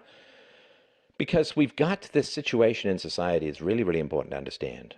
If you really want to understand modern society, it comes down to one fundamental thing, which is no one who votes left can suffer. That's the basic reality. I mean, no one can suffer as a whole, although they certainly don't mind if some people, like myself, suffer with deplatforming and so on. But no one who leans left can suffer. And that's a really, all of the demographics who vote left, they simply cannot be allowed to suffer. Now, that partly is just, buying votes and so on, but it's a more fundamental and deep thing, which is that the deficit, the government deficit in America is going to be like $3 trillion this year. Like $3 trillion. No fooling, $3 trillion. That is like 3 minutes before the intervention financial situation. And Trump just said, hey, no evictions, right? And because renters outnumber landlords, that's kind of inevitable. And if you ever really want to earn money, man, you try being a landlord. I put that out on Twitter before I was yeeted, and man, it's rough. It's a rough way to make $1.50. So we can't suffer. If people get sick, just socialize the healthcare. Just put in Obamacare. If people have trouble getting health insurance because they're already sick, you say, well, health insurance companies are not allowed to deny people coverage based upon pre-existing conditions.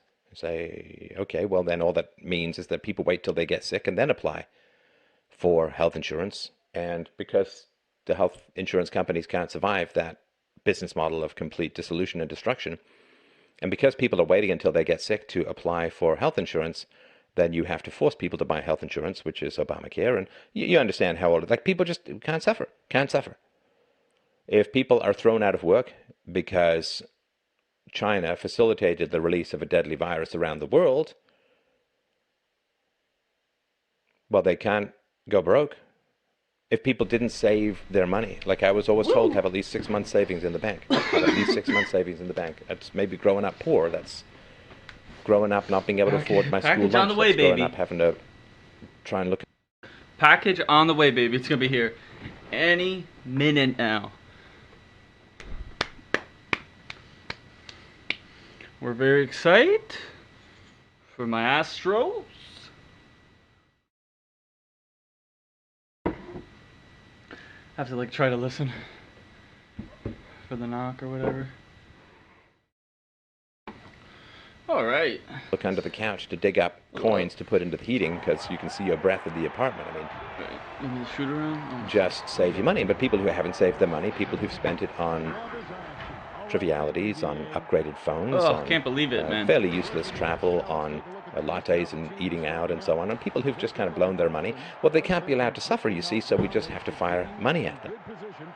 And businesses that haven't saved enough to get them by a rainy day or rainy month or 6 months for that matter, well, you've just got to fire money. Like, nobody can be allowed to suffer. No one can be allowed to suffer. Everybody has to be rescued. Because, this funny thing called morality, called economics, called life, is that it's basic reality. All resources are finite. All human desires are infinite. I am sitting here chatting with you rather than... Sorry, my voice is a little hoarse. I've been working on my audiobook, and some people have some pretty challenging voices for my voice, and so you can get my audiobook. It's a novel I wrote. Great book, I think. Really amazing. I'm really amazed at what I did. It's called Almost, and you can get it at fdrurl.com/almost.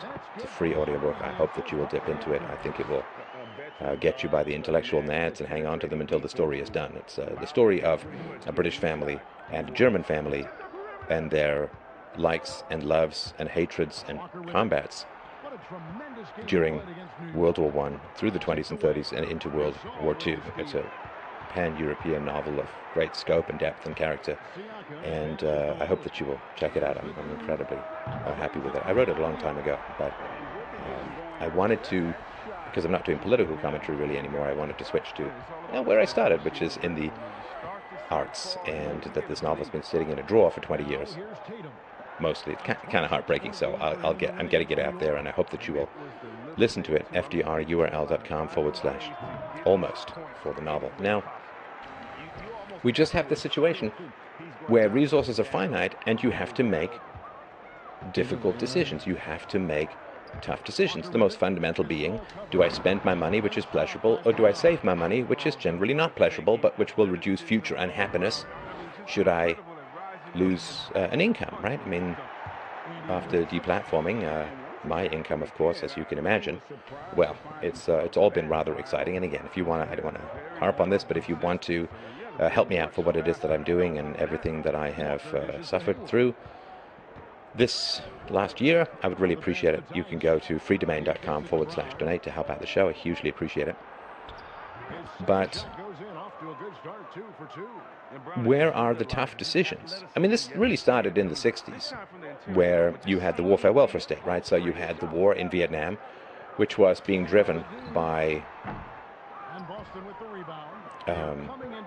well, the war was being driven by anti-communism, and the paralysis of the American military was being driven by the pro-communists, which is why America couldn't win the war, because there was micromanagement from the leftist leadership to the point where the war simply couldn't be won. And you look at all of this anti-war stuff that happened with the music and the plays, and I was all just communists. They love the war when it's destroying free market people, but they hate the war when it's attacking communists and so on. But in the 1960s, you had a war, a number of wars really, and you also had the welfare state put in by LBJ, a pretty left-wing guy who liked banging secretaries and exposing his penis, so not quite as bad as the completely arse-elected and drug-addicted John F. Kennedy. But no, you don't have to. So you say, well, we have the welfare state. Well, we don't have enough money, so we've got to stop the war. Or, well, I'm sorry, we're waging a war, so we can't have a welfare state. Those are balanced adult decisions. Balanced adult decisions. You know, some time ago, I bought, I like carbonated water from time to time, and so I bought, you know, a little bubble maker, a little cheap bubble maker that puts the CO2 into the water. And my daughter said, oh, isn't it just easier and more convenient to buy a case of soda water? And it's like, well, sure, because you're not buying it, right? We're going to save money by having this bubble maker. Rather than buying, and also saves waste and garbage and all that. So, you know, for her, it's like, well, if the only thing is it more convenient to make your own soda water, or is it more convenient to buy soda water?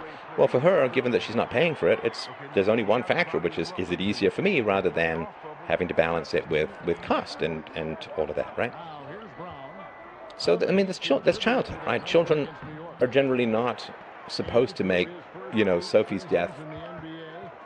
choice, life and death choices, right? I mean, that's childhood is about getting kids ready for that when they become adults. You start it in the teenage years, and you know, then when they become adults.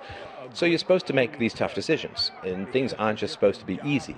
But in a realm of debt, in a realm of money printing, in a realm of bonds and all of that, you don't have to make tough decisions. You can just print money. You can borrow money. You can just create pretend wealth out of thin air, and then you could crush down the interest rates so that the inflation doesn't show up, at least for a time. And there aren't any tough decisions to be made. And the conservatives versus the liberals, or the left versus the right to some degree, and the right has its flaws, the left has its flaws, but to me, the right is about, well, we have tough decisions to make, and we can't just wish them away, and we can't just borrow and flood the next generation in debt. We've got some tough calls to make, and we can't have it all. We cannot have it all. There aren't any solutions.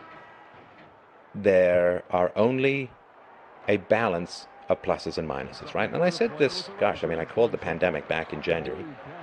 And I think it was end of February or end of March, early April, I was saying that the costs of the lockdown were going to vastly exceed the benefits of the lockdown. In other words, far more people were going to suffer, be hurt, get sick, and die as a result of the lockdowns than were going to be saved by the lockdowns. I said this months and months and months ago. Of course, people forget it if they want to get mad at me about COVID. I understand that. Everybody's kind of frustrated and tense at the moment, and I understand that too. I've had my moments. So, and now, of course, the data's coming out, and in some areas, right, it's like 10 to 1. It's 10 times more people have suffered, got sick, and died as a result of the lockdowns because they're not getting their health care, they are not exercising, a lot of them, they're not getting their screenings, they're not getting their checkups, they're not going to the dentist, they're not taking care of their health. And for a lot of us trundling along, I don't have any comorbidities, but for a lot of us, Scott Adams was talking about this, he has 2 comorbidities, I don't know what they are, but it's kind of tough if you can't get your health care, if you can't get your cancer screenings, if you can't get your blood work, if you can't get your checkups, or even in terms of quality of life, if you can't get your massages, your chiropractor, your whatever, right? It's pretty bad. And of course, because people are home, they're anxious and depressed. I think in the UK, youth depression, like 19 to 30, has gone up like 3 times. And it's really rough. And for people who are living alone, and again, I say to my listeners, if you know people living alone, please do give them a call, please give them a shout out. It's really rough, and opioid addiction is vastly increased, and that's partly because people have to take more pain meds if they can't get health care, and depression and anxiety, and it's, overdoses are up, addiction is up, alcoholism is up, child abuse is up. It's really, really rough. The human zoo of the cities is really beginning to break down, and I doubt there'll be any peaceful transition of power, particularly if Trump wins. So anyway, I would look into options other than city dwelling if I were you. But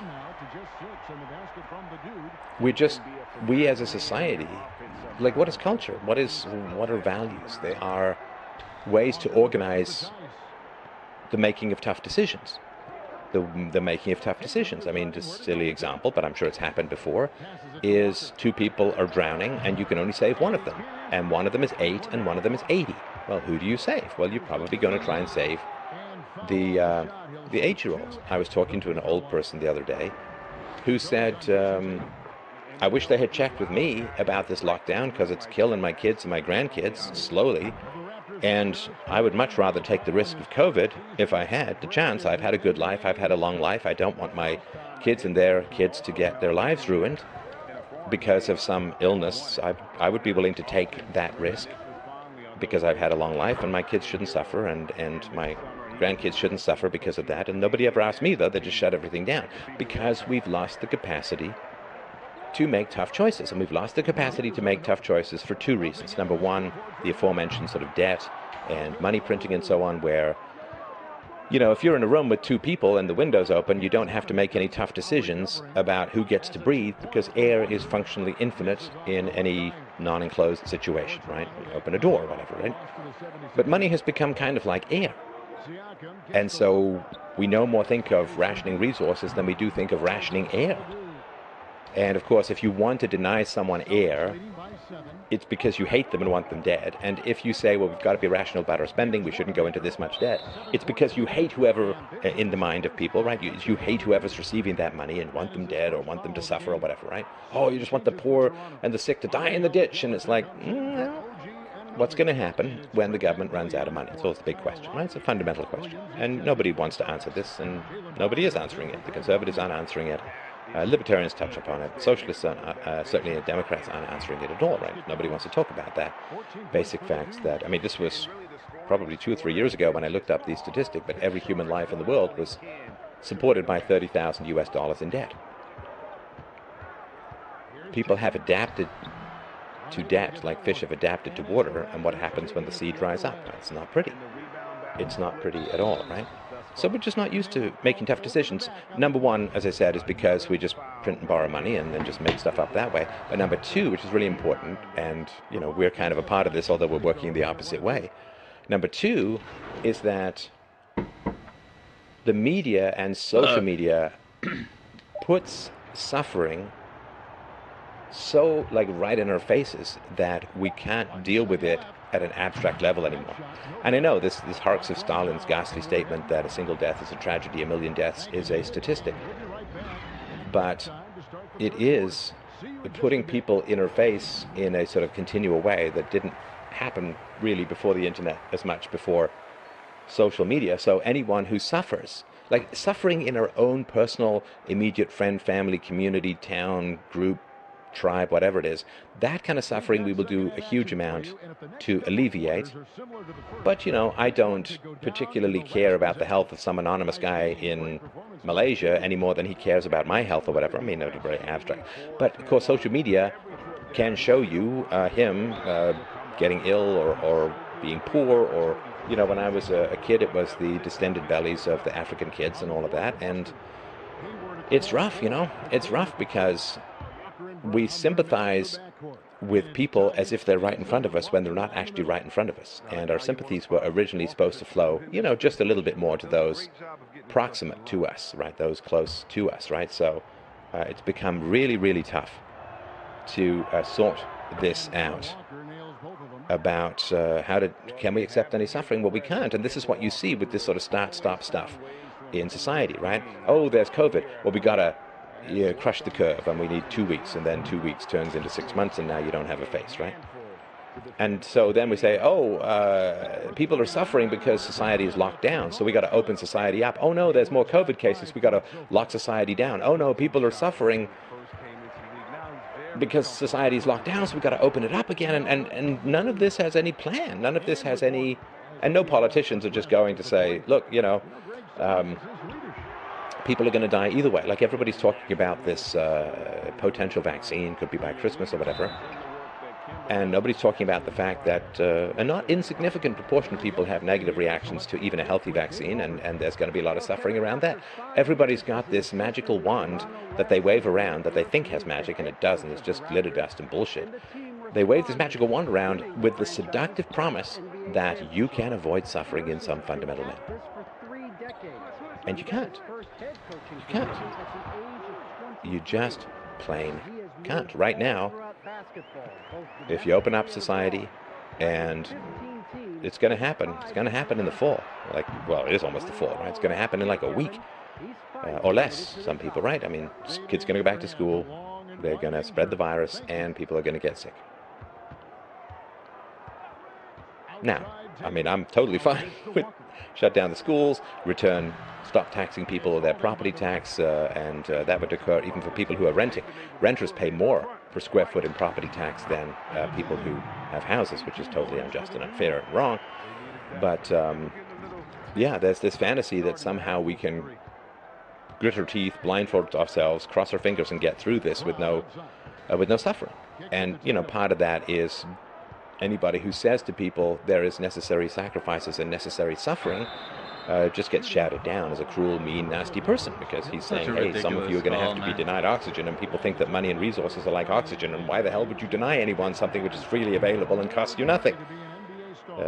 This is how out of reality we become, and the further you drift from reality as an individual, as a society, the more you hate the truth tellers, because they are beckoning you back to limitations. Society, reality, it's all about limitations, right? So for people who are saying, yeah, COVID got overblown, yeah, to a large degree it did. Now, there are, of course, it's not just about the death statistics, right, life and death statistics. It is also about these long haulers, right? 5 to 15% of people who get COVID, they get brain fogs, they get significant exhaustion, they get aches and pains, they get sleeplessness, they have migraines, headaches, and so on.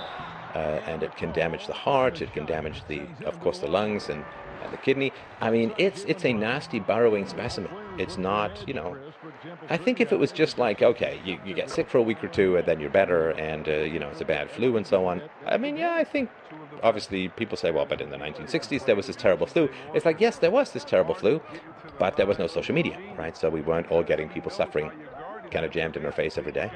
But to me, the big concern with COVID is not the life versus death. That obviously matters a lot. But it is the long-term symptoms of people who get really, they're not dying, but they're not really living either. That to me is a pretty terrifying situation. So that's a big situation. So let's see what else.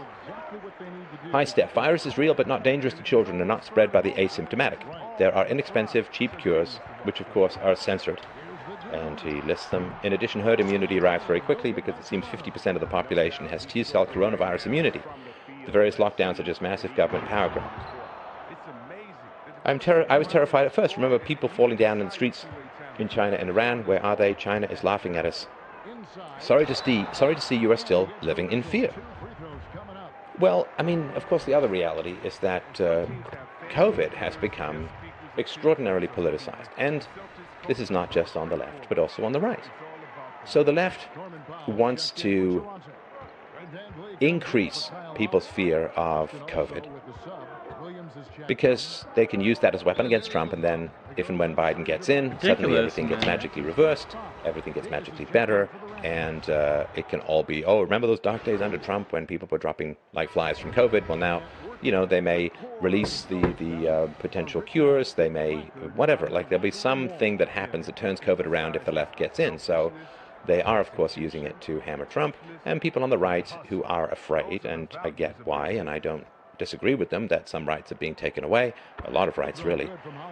They want to downplay COVID because they also want to protect Trump. So you get all of this, right? I don't want to get too close to the political commentary thing, but it is hard to get the facts because there are, and of course the communists wish to, or the socialists wish to push back against any identification of the virus with China. That's why they get mad at it being called the China virus, because China is communist, and they don't want communism to be blamed for a virus which the communists helped to spread around the world, right? So, yeah, herd immunity is very interesting, and I've heard that the numbers can be quite low. I've also heard, of course, that people who've had a variety of colds and flus in the past, they might actually have some immunities and so on, and I think this is all very, very interesting and great.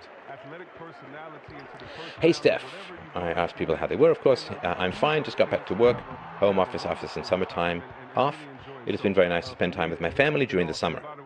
I'm finding it very hard to start working again and find motivation for the autumn. I live in Sweden, and it's really awful with the high criminality and violence here due to immigration.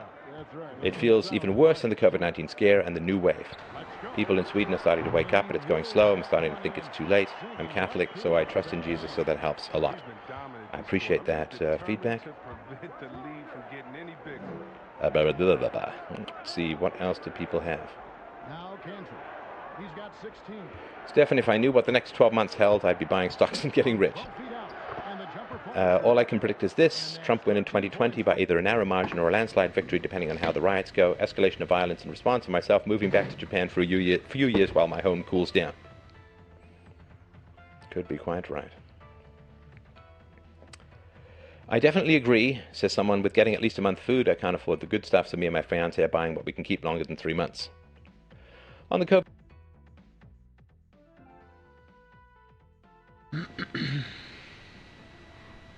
What's up, Stu?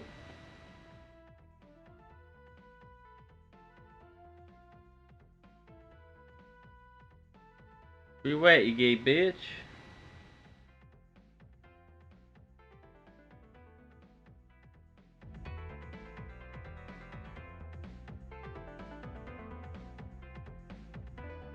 Hang on, bud. You invite me and you're not ready? Like, what kind of shit is that, dude? I was watching a video I was really interested in. Walker, just no resistance on the inside. That's their 5th consecutive make in the paint. It's 9 seconds separating the shot clock and game clock. Pass to Hollis Jefferson. And there's the pass to the dude. Williams with the block. A main staple in Williams' game, that 6th sense for when to rise up and deter those shots. Out left to the wing. From deep. Offensive rebound. Wallace Jefferson, and the last shot before the buzzer is off. And so it's the Boston Celtics. Their lead at... And now let's go back to a play from earlier as we show you our State Farm assist of the game. And the definition of teamwork right there, guys. I mean, what great communication between them, and what a beautiful feed. I mean, well, if you're the coaching staff, I mean, you're pumped up. This highlight will not only make it on the TV, it'll make it into the film session. And there may not be a lot of drama down the stretch as we head into the fourth quarter, but stranger things have happened. Norman Powell is out there with Anunoby. Then it's Fred VanVleet, and it's the dude, and it's Gasol at the center position. So that's the 5 in the game for Toronto. Brown drives in, and the dunk by Brown. You gotta love how Brown finishes strong, driving fast and hard to the cup for the rim rocking Giselle. Now here's VanVleet. Here's the dude. Here's Gasol. Rebound Boston. Panthers got his 7th rebound of the game with that last one. And Fred VanVleet is going to pick up a foul. That is his first foul of the game. Brutal.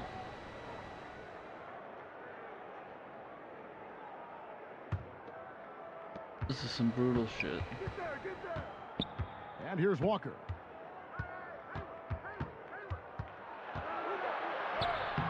Gasol with the rebound. Man, when the ball's in his hands, that's as high percentage as it gets. It's just a fluke miss. Here's the dude. Buries the corner 3. The dude's got 14 points now in the second half. Lost his first 3 of the second half after nailing 2 in the first. They don't want to let this fella get going. Walker, bounce pass. Hayward up top, covered by VanVleet. Just let him go right in. And the Celtics lead by 16. And they are attacking the rim and getting great results. Toronto calls timeout. Well, it's been an express lane to the rim. Coach can't be happy about that. Poor rotations. I mean, slow help and just not enough toughness on the interior. They've got a lot to talk about. And some changes here for the Raptors. Siakam is checked in for Norman Powell, and it's Kyle Lowry in for Fred VanVleet. Daniel Tice is checked in for Boston. Jacks up a 3. No good from the dude. You know what the kind of competitor he is? I know he's upset with his performance and with the score. And there's Brown. That's good on the assist by Hayward. Hayward's got 3 assists tonight. Nicely done. They continue to attack inside, and that's 10 points in a row in the paint. His offensive skill set is off the charts. He has more than a few ways to punish it. Walker against Lowry. Walker's shot is off. And the activity he shows around the rim is why he is such a respected defender. Yeah, you can see why he's established that reputation. Strong understanding of how to defend at the rim. I mean, it's time for him to take over. He's played it cool long enough. And I think he realizes that. Tice passes to Walker. A 3-ball. Drops in the tray. And look at Walker's percentages from beyond the arc. I mean, tremendous improvement over the last few years. Lets the 3 fly. No good from the dude. And you know what? If you're the defense, you got him right where you want him. Let him keep shooting those threes because he's been brutal in this half. Back to Hayward. Pass to Tice. Just 5 on the clock. Fires top of the key. And he sinks that one, hitting the back of the rim on the way in. And it's 9 points for Gordon Hayward. And so Lowry will bring it up for the Toronto Raptors. 19-point game. Jesus. No good from the dude. Nothing seems to be going his way this quarter. Awesome display from him so far. But you know he's going to keep working to try to turn it around. He does all the little things. I mean, he does the big things. I mean, he's got them in front with another outstanding performance. They're going to be relying on him here late. I mean, just think about it. Hoping to come from behind, he just needs to keep doing what he's been doing. Brown outside. And again, Boston with the triple.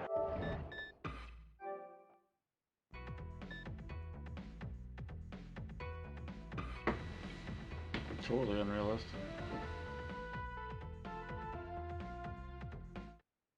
Fucking Stu guy. Join the party, join the party. Probably would have sent me 20 invites.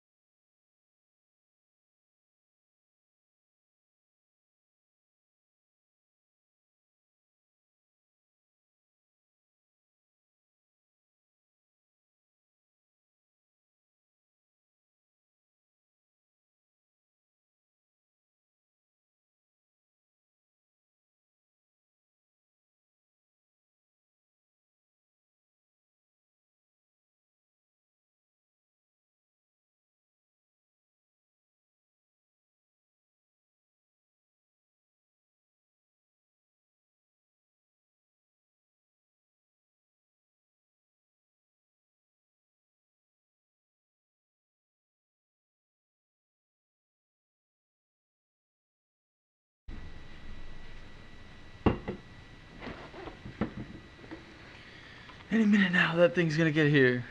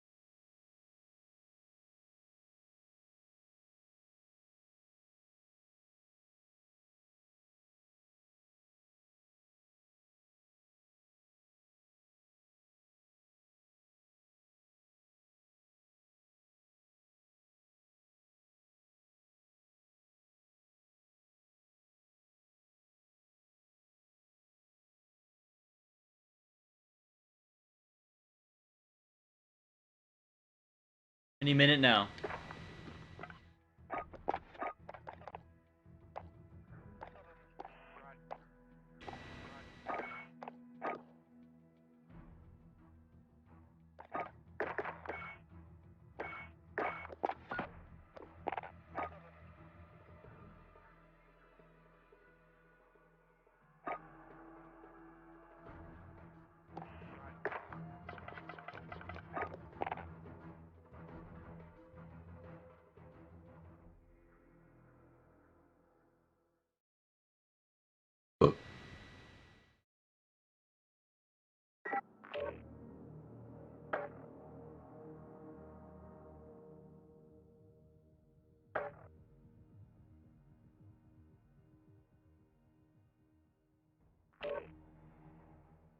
No. No. Soon though.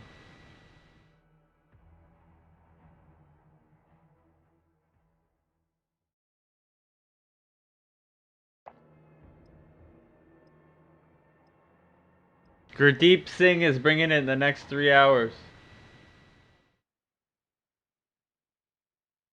We're very excited.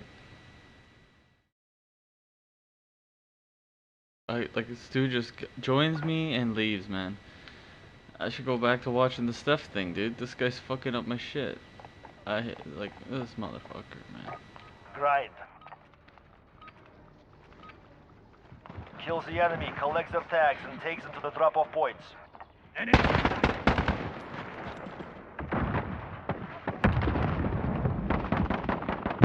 I'm back.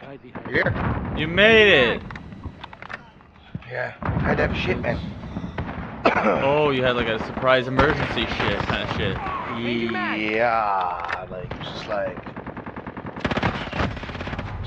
out of nowhere, it's just like, okay, you got to use, buddy. It's like, okay, I'm gone.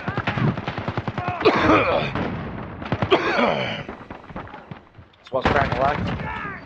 My headphones are about to come here any minute now. You get deliveries on like Sundays? Bro, that Amazon Prime, I ordered it yesterday, it came today. That's how good that Amazon Prime. We have taken control. Oh, shiznit. Like, I didn't know they shipped on fucking Saturdays and shit. I didn't know you could order on a Saturday and get it on Sunday, but last 3 things I ordered, they all came like that.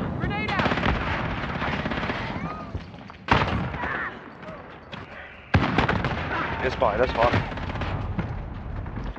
That is seriously fucked.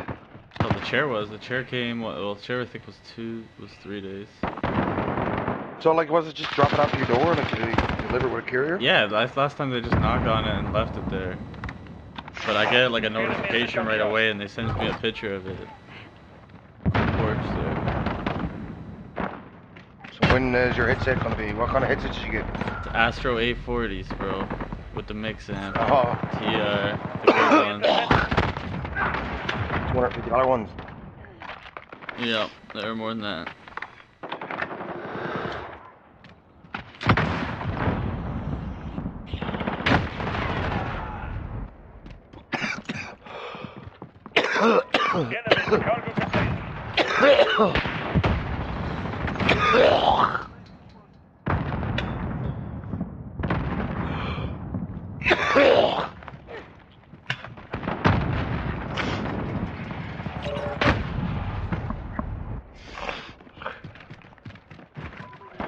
What time did it say it'd be in? It's supposed to be, it's in the next 3 hours. Friendly VTOL on station. You know it's your Bluetooth, so. Enemy at the junkyard. It's what? You got your Bluetooth sound coming through.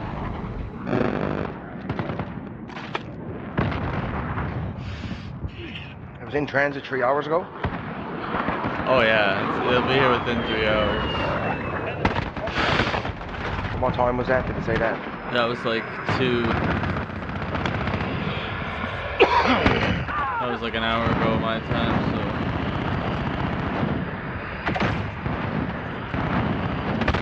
So it should be in pretty soon. I'm just stoked.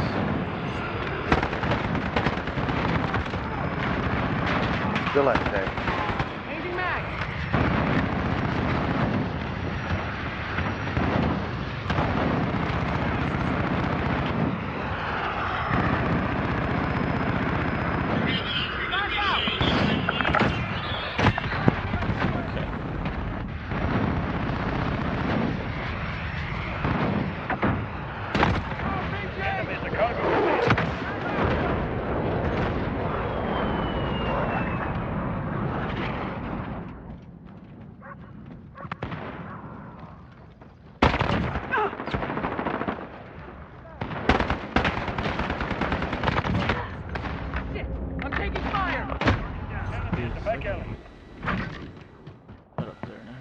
Flash out!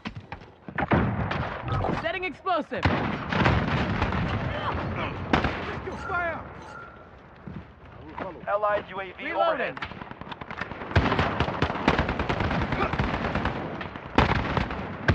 Reloading. Set in charge.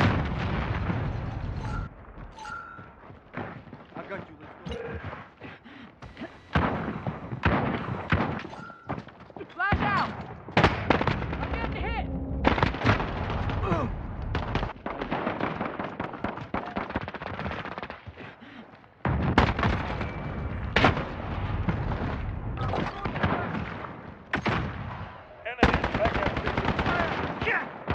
I'm out. Reloading. Flash out.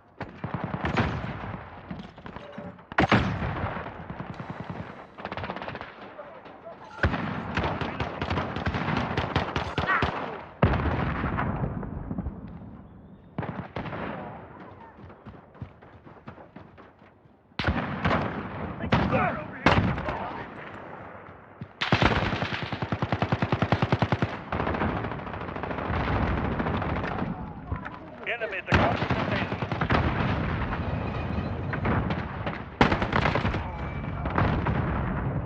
Oh. Right behind you. Allied cluster strike incoming. They're on me.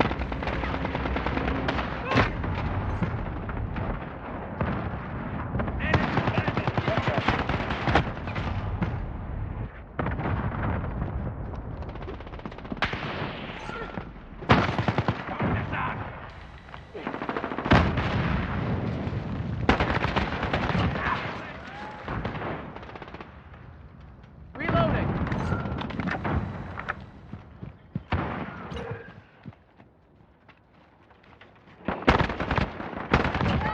I'm out. Reloading.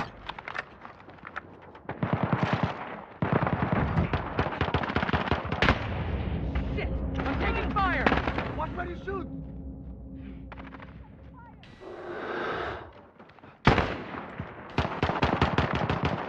I'm out. Reloading. Enemy at the forklift.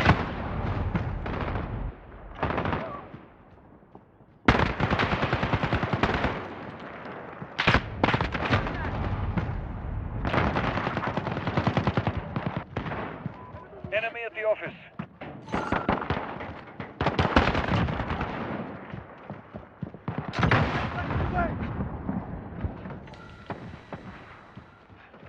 Flash out. Oops. Enemy at the forklift.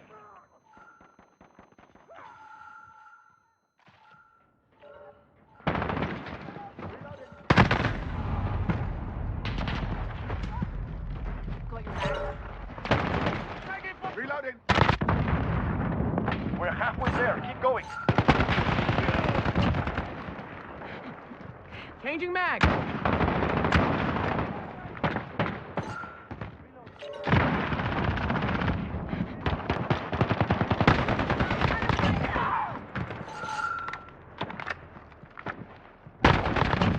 I'm out. Reloading. Enemy UAV overhead. Allied UAV overhead.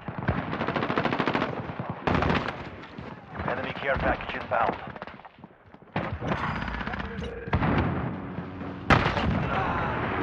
Enemy at the shanty town. No way.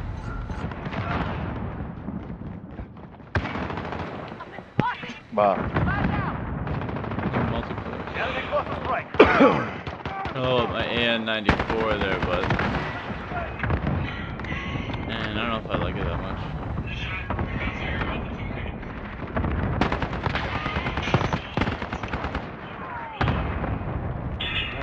Enemy in the back alley.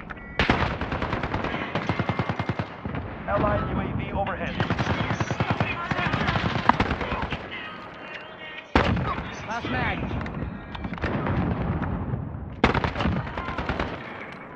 Enemy at the courtyard. Oops. 1 minute remaining. Victor is near. Hold them back.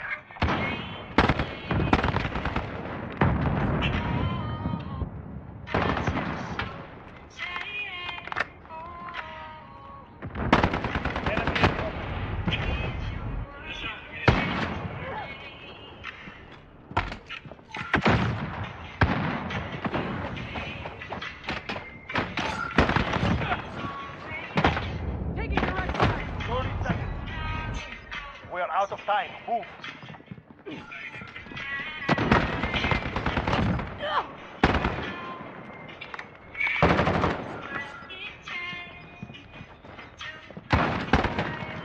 Man, this buddy can shoot a goddamn fucking arrow, man. God damn.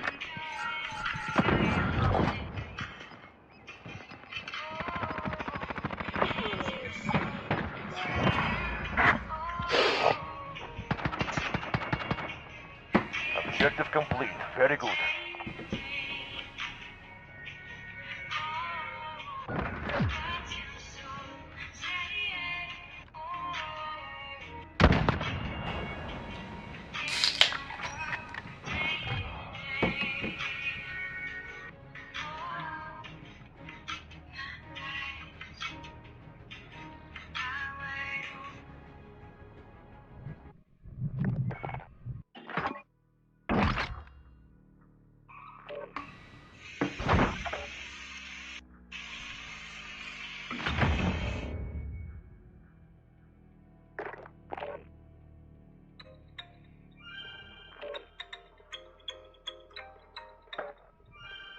My mom just got here, and we actually have a meeting in 10 minutes, but Adam is going to scare my mom in a drift car. You're very good at scaring moms, aren't you? You're very known for that. You like that video? Bob? You like that video? I know, I want to see buddy drifting.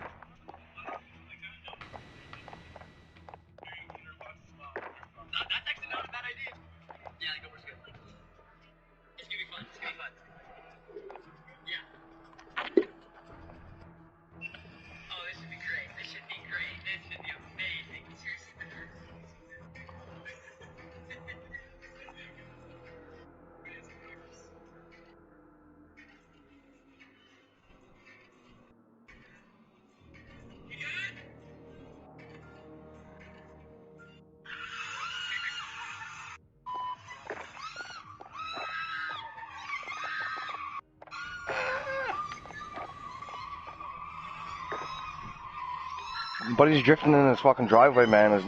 He's good at drifting, man. Not good at maintaining his driveway though, or his car. No. It's a drift car.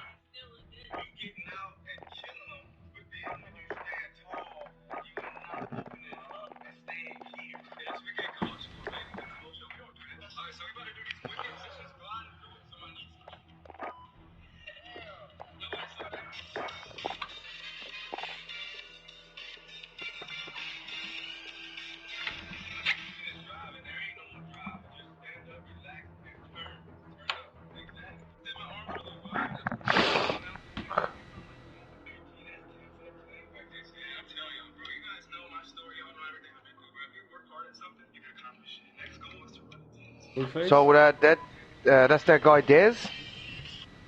That's Blueface? That's the one. He was playing for the College of UNC, but he was making money off his videos of him kicking and everything. So he lost a scholarship and shit. Oh shit. Yeah, but he actually right now he's in Canada. Actually, he's at training camp for the Toronto Argonauts. His name is Dez.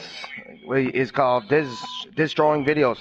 He's a fucking deadly fucking punter and kicker. And I mean, he is deadly.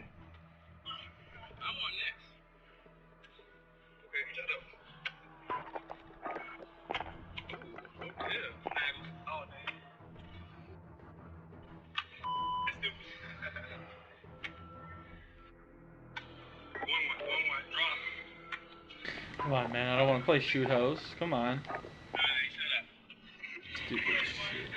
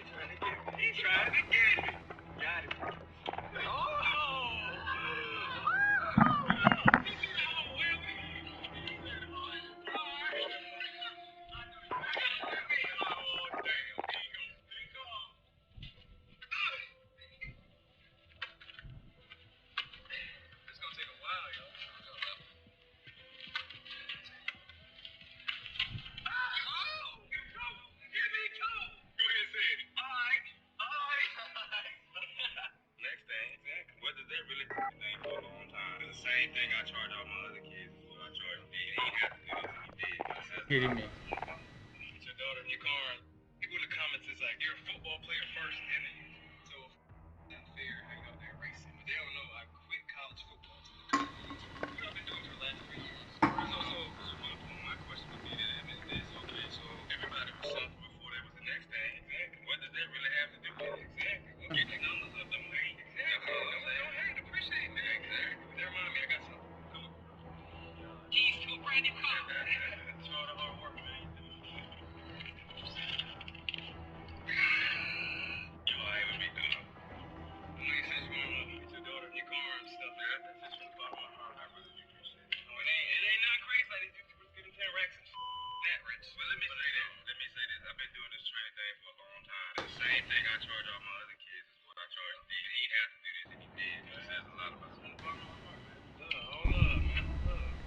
Hold up, man.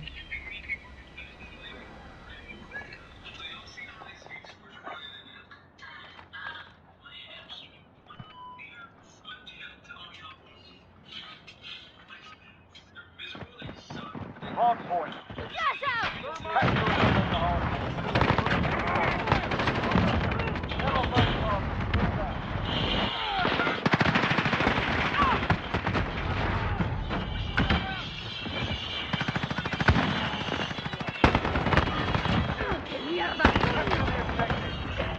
Location secured.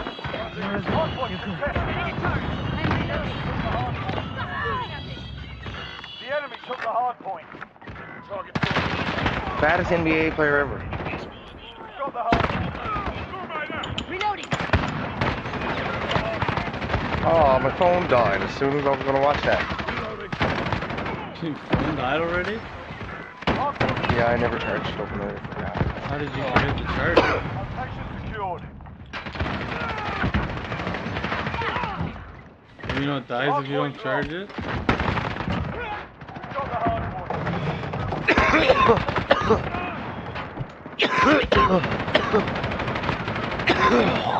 10 seconds. Get ready to move. Check your fire.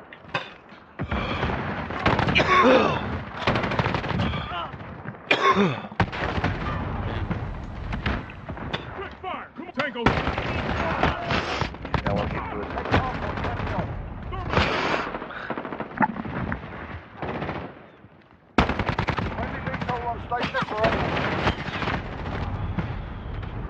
Friendly Wilson on station.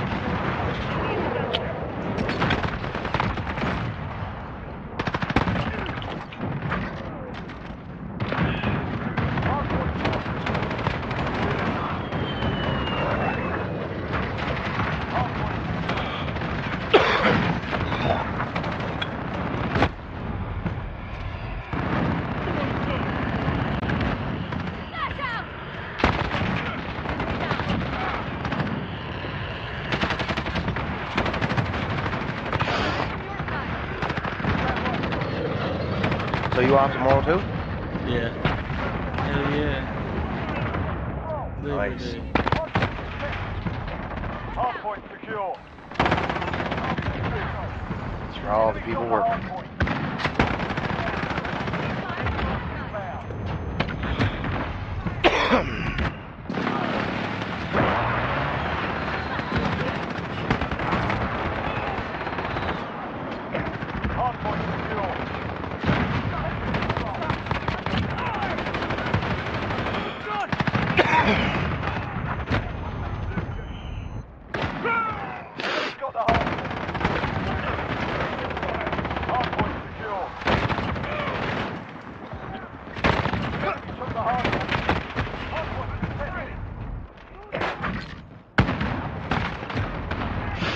Taking the hard point. They're on me.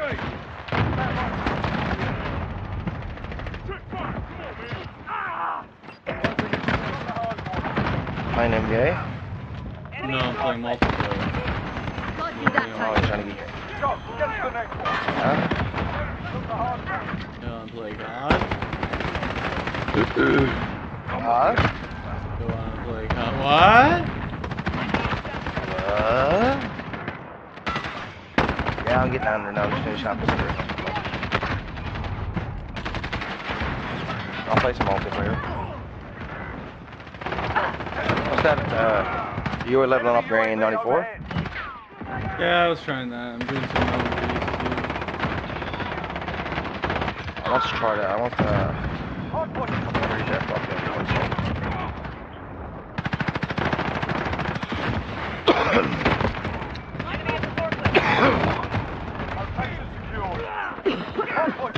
Enemy personal radar in the air. Enemy taking the hard point. Get ready. I'm taking fire. Hard point.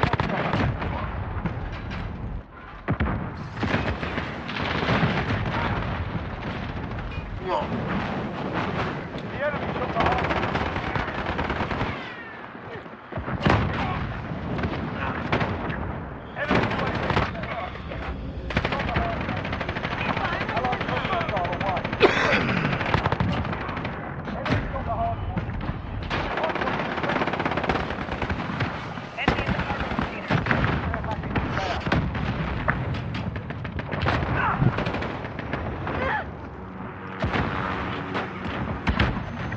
Friendly UAV overhead.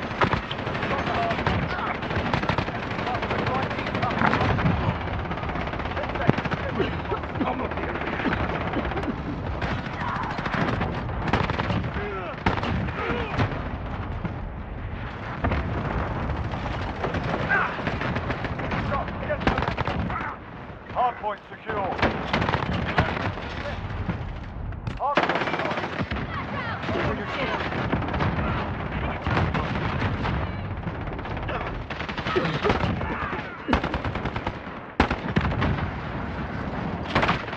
Enemy personal radar in the air.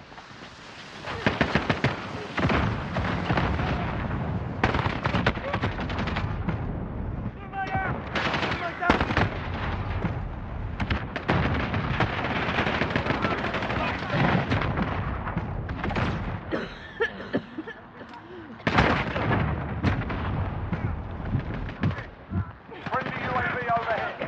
Hardpoint contested. Hardpoint secure.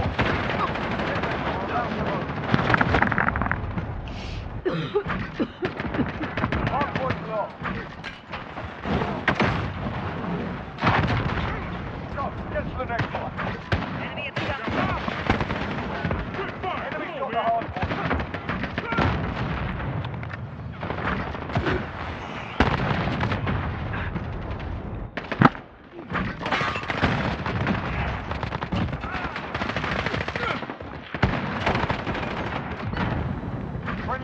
UAV overhead. Enemy halfway there. Set it up.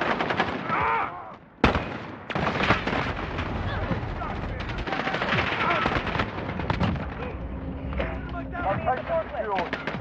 Hello, cruise missile away.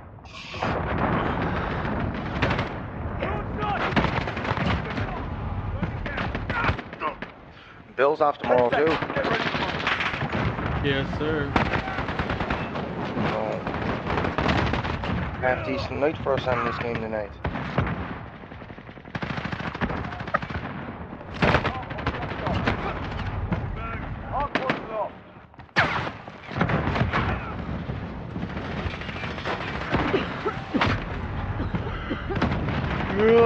Fuck. Friendly UAV overhead.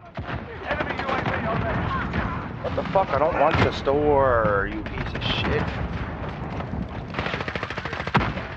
Got the hard point. Enemy personal radar. Not joinable.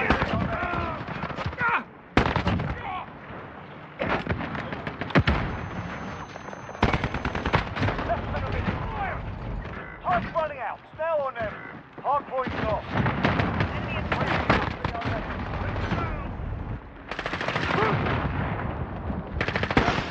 Stand by to move.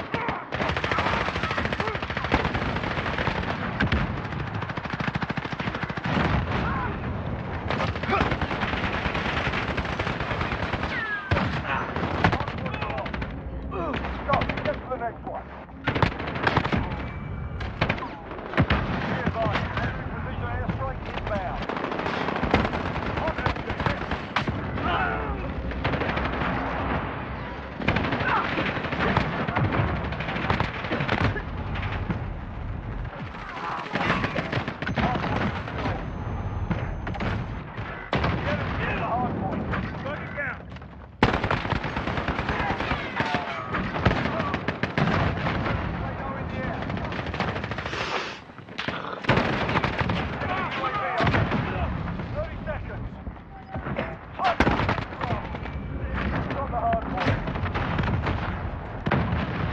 Stand by to move. The enemy took the hard point.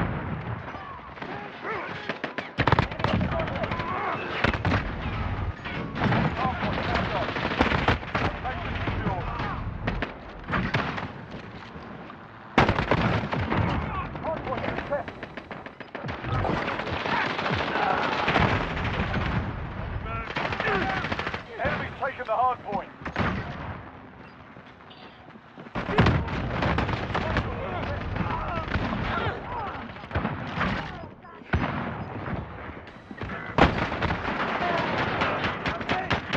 Day's done. You're not.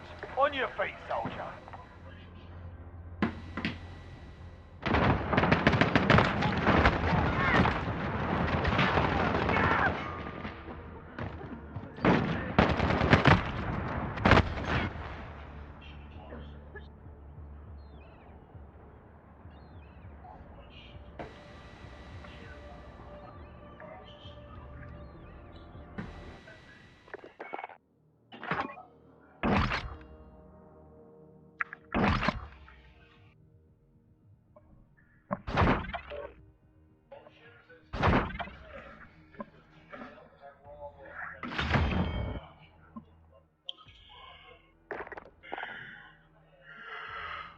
Oh, fuck.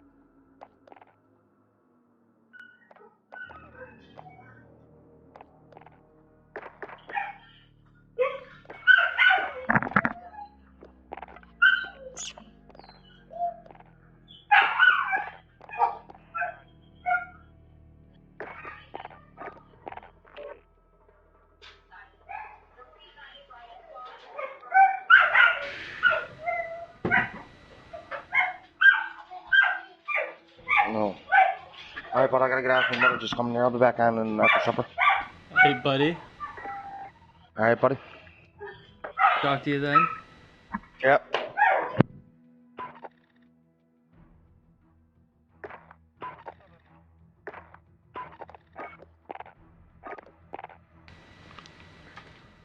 Son of a bitch, do.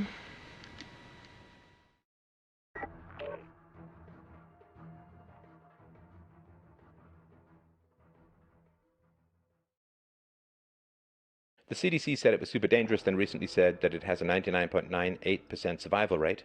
Admittedly, I got that from Crowder and not verified that, but will. Having said that, a janitor at a school near my area has come down with confirmed COVID, and they have not yet shut the school. Our politicians keep yo-yoing on different parts of the phased reopening, and most people are getting sick of all the government regulations surrounding it. Well, that's, yeah, I mean, the kids thing, I mean, kids don't get, they certainly are statistically less susceptible to COVID, but that's the challenge. So there is indications that people can still be transmissible for a long time after they get it, after a negative test, because a fifth of tests that are negative are false, right? The people are still actually positive, you can still be getting viruses. Reloading. So the issue isn't are kids as damaged by COVID as old people, for instance? No, they're not, but kids are going to get together, particularly in winter. And there was a dry run for this in Israel, where they had kids come into school. There was a heat wave. They closed the windows and turned on air conditioning because it was just too hot in the classroom. And shut down a bunch of schools, and there was a bunch of transmission and so on. So kids are going to get in together, particularly the younger kids, and they're going to spread the virus. So that's going to happen, and then they're going to go home. Maybe there are old people living in the home, maybe a variety of other things, and so on. So, yeah, it's not so much that the kids are going to get harmed by it, it is that it is the spread factor. And, you know, maybe at some point there will just have to be a sprint to herd immunity, but I don't know how well herd immunity is going to last, given that coronavirus is pretty mutation-friendly, and therefore immunity unfriendly in the long run.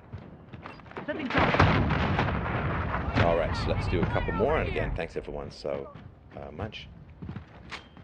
Thank you, Mr. Molyneux, or Stefan if you prefer. Know that I appreciate your work and will donate in a few minutes to support it. I am currently watching your discussion with Dr. Walter Block, which is excellent so far. Yes, he's great. So thank you very much, by the way, for your donation and your support. It's Enemy at the junkyard. very, very helpful. Hi, Steph. I've been watching you for some time now and find your videos fascinating, informative, and in many cases reaffirm my own thoughts on many of the subjects you cover. Your eloquent use of the English language in debates has helped me when having similar discussions with friends, family, and members of the public. On COVID-19, I was very much with you at the start that lockdown and throwing caution to the wind is the proper thing to do. I get the lockdown thing. So just for those of you who didn't, maybe hearing secondhand what my arguments were, no, I didn't think the government should shut things down. I did think it was worth staying home, not traveling, if it was possible, because we didn't know what we were dealing with when it came to coronavirus. I had my strong suspicions that it was man-manipulated, man-made, or, and that doesn't mean it was released on purpose, but I'm pretty sure that this thing did not come from pangolins or bats 800 miles away. That thing emerged right next to Wuhan's. China's only level 4 weapons lab. Come on, this is not very safe, right? So we didn't know what we were dealing with. And as a weapon, as you can see, if it was a weapon, it's a pretty good weapon. Right? Because, SARS, back in 2003, SARS was nipped in the bud pretty quickly, but SARS only got to 26, 27 countries. And with SARS, when you got sick, you couldn't get out of bed, and you weren't really able to transmit the virus before you got sick. Now, the problem, of course, with SARS-CoV-2 is that you are asymptomatic for a week, 2 weeks, while shedding the virus before you get sick, right? So and again, there is this issue of the long haul effect, long-term damage, which will take a long time to figure out. It's going to take a long time. It's like when you first get your suspicions about smoking being bad for you. It's going to take a long time to prove that case, right? Because we still only have 7 months. Can't really count December, January, because it's largely covered up and suppressed, but we don't have much data when it comes to the long-term effects of COVID, right? We do know that there's reinfections. We do know that there seem to be relapses for these long haulers. We don't have a lot of data. And so coming to conclusions about what the long-term effects of this are going to be is, with all apologies to my teenage listeners, it's premature. It's premature. So I never said that the government should lock down the economy. I'm an anarchist, for heaven's sakes. I'm a voluntarist. I don't want big government programs, lockdowns being one of the big government programs I don't want. So I said, yeah, let's try and crush the curve and see what we're dealing with here. But no, I never want the government to do it, of course not. So on COVID-19, in all honesty, I very quickly realized in the majority of cases the infection was no worse than a case of seasonal flu. Yes, I believe it to be a new virulent virus, but is it the case we have to live with these and adapt, not go into hiding? Yeah, I mean, for sure. I mean, there's no putting the toothpaste back into the bottle or the toothpaste tube, right? My guess is, yeah, there'll be some levels of herd immunity. There is going to be a second wave. There'll be a third wave, and it's going to sink into flare-ups, and it's going to be something we're just going to have to get used to and deal with, like we do with the cold, like we do with the flu, although it's worse than both of those, in my opinion.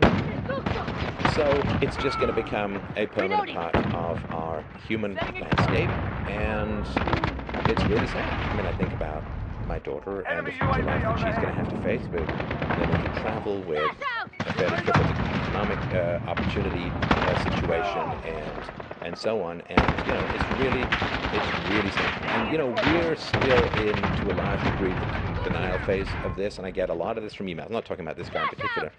We're still kind of in the denial phase. That life as it was is done.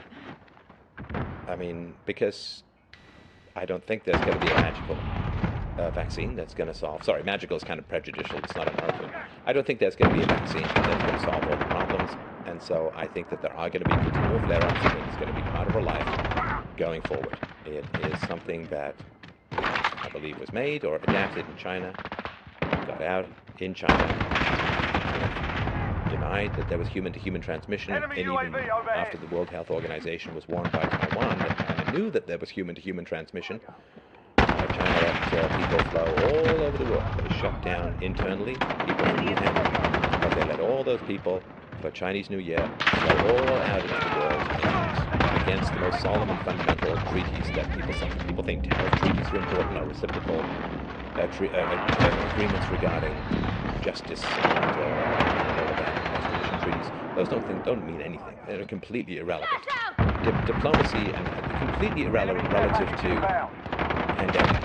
Pandemic treaties are the most solemn, fundamental, and essential treaties that countries ever sign.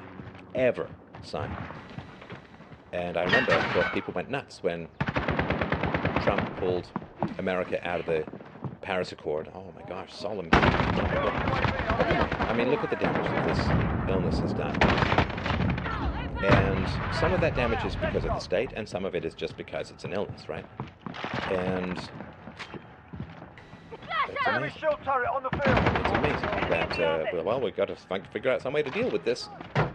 You know, it's like some guy stabs you in the back, and you just wander around trying to figure out how best to deal with the stabbing and completely forget about the guy. I mean, it's just wild. Well, this is the unreality that we are dealing with. We're trying to deal with. We're trying to bring back reality to people. Is really tough. So it is sad. You know, there is. I mean, just think, just a silly example, right? Just think of the movie makers and the novelists and so on. All the people who. How do you deal with COVID in a novel now? How do you deal with COVID in a movie? Just as everybody wandering around without masks as if COVID never happened? It's pretty wild. How do you deal with it? I can deal with it more in real time because I'm doing this show and all that, but we're not even close to digesting what's happened to us in the world. We're not even close. We're not even close. I mean, gosh, you want to see some crazy stuff, man. You want to hear some crazy stuff. You probably heard this. I want to get these numbers down and make sure I don't get them wrong, because I remember when I first saw them, it just blew my mind.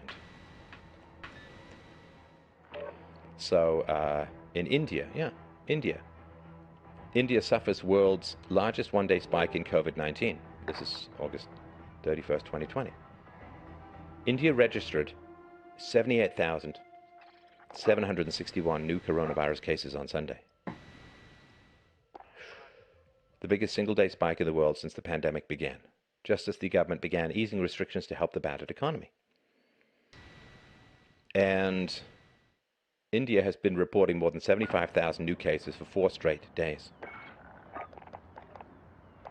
And that's... Now, of course, COVID also hits the West harder than the developing economies. It hits Japan harder than it hits other places. Because it's so harsh on the elderly, then the people, the civilizations, the countries that have an older population, they're going to get hit disproportionately hard. And this is, the great pendulum of history, that we have an older population because we went to hedonism, because we have a lot of debt, and because there's a whole anti-natalist thing in the media, academia, and as a whole. And so we have this aging population to a large degree because we had all this wealth, and therefore could afford to support and keep alive an aging population. And the aging population is under the most threat. So and the aging population has to a large degree be sustained through socialist policies, and then a socialist, multinational communist country like China released a virus that's harming the elderly the most, who have themselves relied upon socialism the most. It's pretty wild. So as far as at-risk goes, it's not just the flu. I mean, this thing has hooks, like these ACE2 receptors that plug into just about every human cell in your body. It's a very, very big deal. It's a very, very big deal. All right, you want to do more?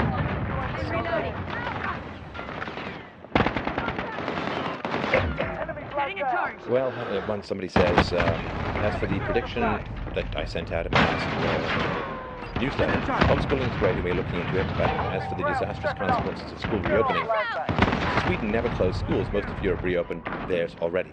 While infection rates climb, ever so slightly controlling for increased testing, the death toll barely moves at all. Thus, the mortality rate also drops by necessity. Whatever happens, and experts don't know what it is, upper respiratory viral infection breakouts tend to follow a similar curve and tend to extinguish themselves in a few weeks, which seems to be the case here as well. Fantastic. Always happy to hear good news about all of this. Hi, Steph. I support your position on COVID, but there is the issue of civil liberties. What do you think of that? Well, lockdowns are a government program, so they're going to achieve the opposite of... Like, violence always achieves the opposite of what you want, right? So if you like a girl and you pull some John Fowles collector, stuff her in a windowless van, then you've used violence to get her close to you, but she's going to end up hating and fearing you rather than loving you. Violence achieves the opposite of your intended goal. And by violence, I mean the initiation of force, not self-defense. So the government said that they wanted to save lives with the lockdown. The lockdown has now cost in some places more than 10 times the lives that it saved. So yes, yeah. Like, whatever the solution, whatever the problem is, the solution is more freedom and less violence. That's fundamental. So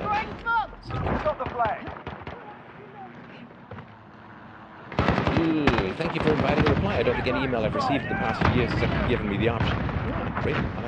I can only speak or write in this case for myself when I write that I would never criticize your evaluation of COVID at any point. Well, I think that's not reasonable. I'm sure that I could well be criticized and should be. You've given the time and research to finding the truth amidst scarce and or contradictory information we were all bombarded with from the onset of this fiasco. I am a loyal subscriber, thank you, because you put in the hard work and were able to articulate extremely complex subject matter into understandable and useful information to work with. I have listened to your interviews with the young Dr. Paul Cottrell of Harvard. He's working on his MD, but he's not medical yet. Excellent guest to have in this topic. I'm still confused as to the origins of this virus. Has Paul concluded absolutely that this virus is man-made? Well, I don't want to speak for Paul, but we'll never know. I mean, China for sure has disappeared anybody involved.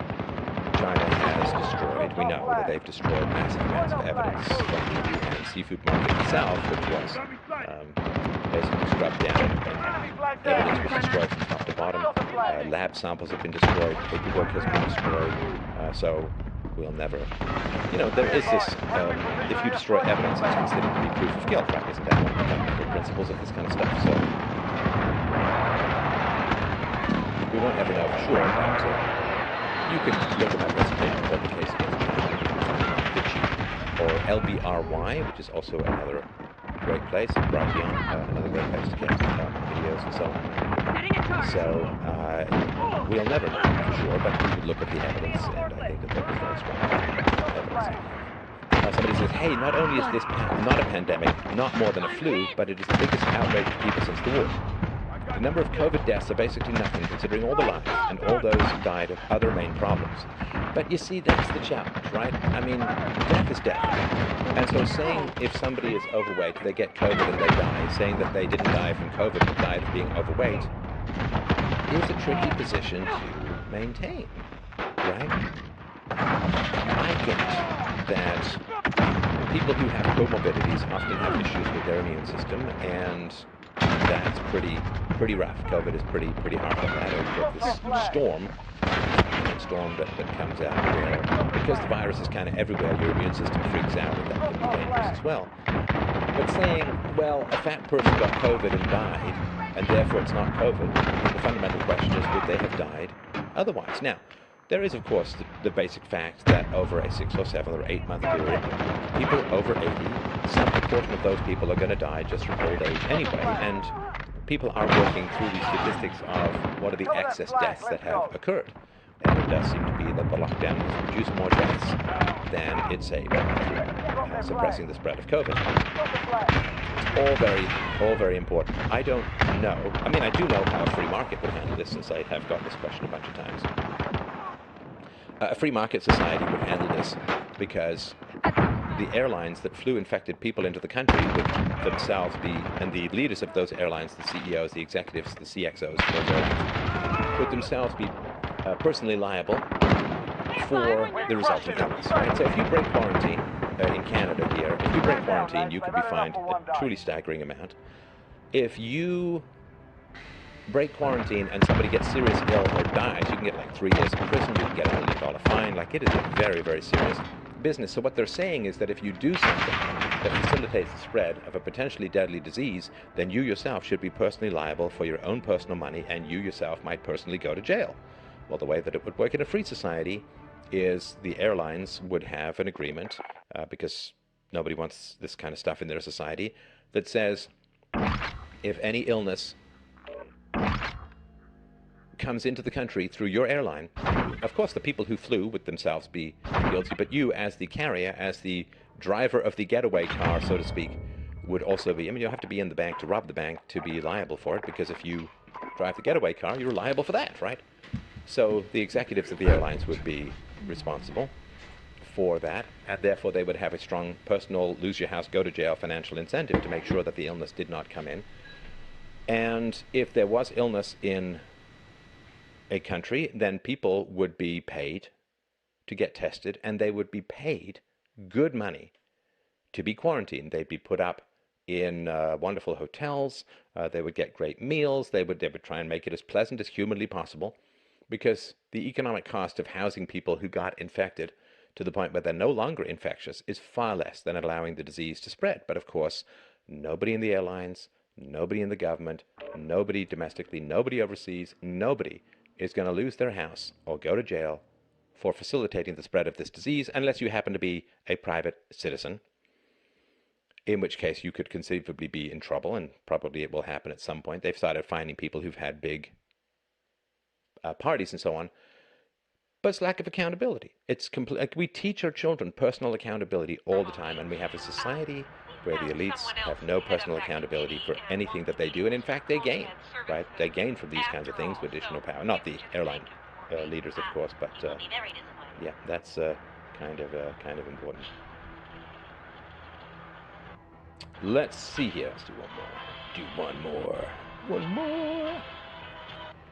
So somebody says, I am not one who has condemned you for your predictions way back in the early part of this year. Of course, no one was going to get this completely right, and even you said from the get-go, I hope I'm wrong. I also seem to remember you suggesting stocking up on essentials at the time. Like you said here, you'll just end up eating your caution.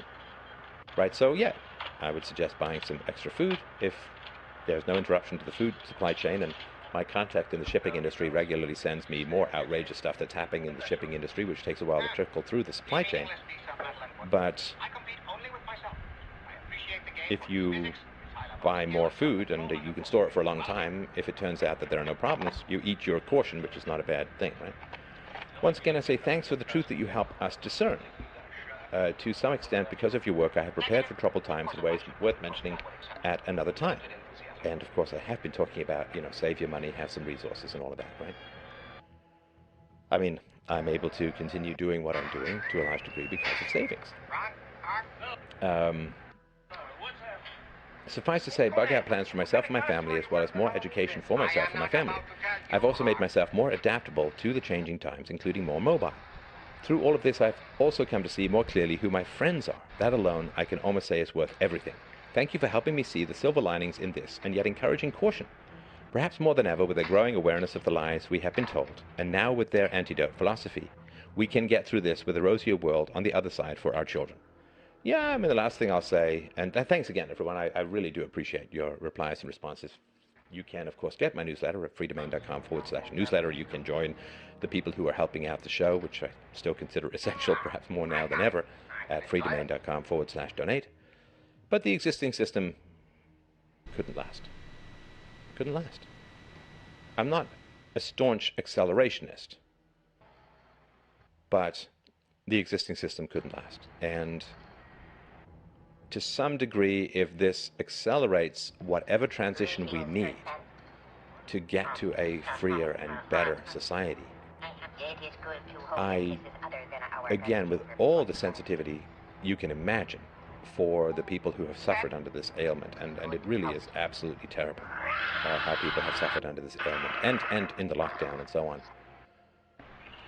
Unfortunately, in society, there rarely is any progress. And I can't really think of a single instance where there's been progress without suffering. The end of slavery was massive suffering and war, and England got bills or assumed debts to buy and free slaves that the British taxpayers had to pay off for like 150 years. And the slave owners lost their investment of their property, and there were riots, and the American Revolution. There rarely is any kind of progress without suffering. And in a very real sense, in a very real way, if we avoid suffering, we avoid progress and deny all of the momentum and acceptance of suffering that got us here in the first place. This is Stefan Molyneux from Freedom. Thank you very much for listening. Exactly. May we ask you a question? And proceed. Do you agree that the world is headed towards a terrible calamity? Hey everybody, it's Stefan Molyneux from Freedomain. I hope you're doing well. I hope you are enjoying this fine Sunday close to the ass end of August, and enjoying the light tentacles of wintry slitheriness that are coming through the summer haze of heat. And a couple of housekeeping notes, of course. freedomain.com/donate. Please to help out with the show. As you know, we have taken a pretty significant number of body blows over the last 6-8 months, but we are soldiering on as we must, I suppose. So freedomain.com/donate. That's the ask. The offer, of course, is please to check out my free audiobook, fdrurl.com/almost, fdrurl.com/almost. And listen, thanks everyone so much who wrote back to me after I sent my newsletter out yesterday, asking how you all are doing, and dipping my toe into the prognostication pool, making a couple of guesses about how things are going to go. And philosophy generally means being sorry that you're right, so I hope I'm wrong, but we will see. Thanks to everyone who replied. I'm going to do something, which is, I get so many emails, I'm actually just going to start replying to them. Of course, no names or anything like that, but just replying to them. So if you did write to me, please check out when I do the replies. and you will probably be in there somewhere. So I hope that you will find that a useful way of doing things, but I think it's more because I get a lot of the same questions, which is, obviously I'm a bit of the hub of the wheel, and you fine listeners are the spokes, so to speak. I guess I'm the spokesperson. Anyway, let's not milk that analogy too hard. But today we are chatting mostly, I guess, with our European friends and those who are in the Middle East, Far East, and so on. So we've got a couple of questions, and just for those of you who don't know, I just wanted to mention this out publicly. James, whose voice you hear, whose dulcet, tall New Jersey tones open up the beginnings of these broadcasts, is a massive friend to philosophy and a massive friend to the show. If you ever see a duck, looks like it's gliding across the surface of a lake while the legs are working madly underneath, well, I guess I'm the duck and James are the legs. So he is working his level best to keep everything flowing, particularly in a time of significant technical disruption when YouTube's gone down, when Twitter has gone down, and other issues are plaguing the show.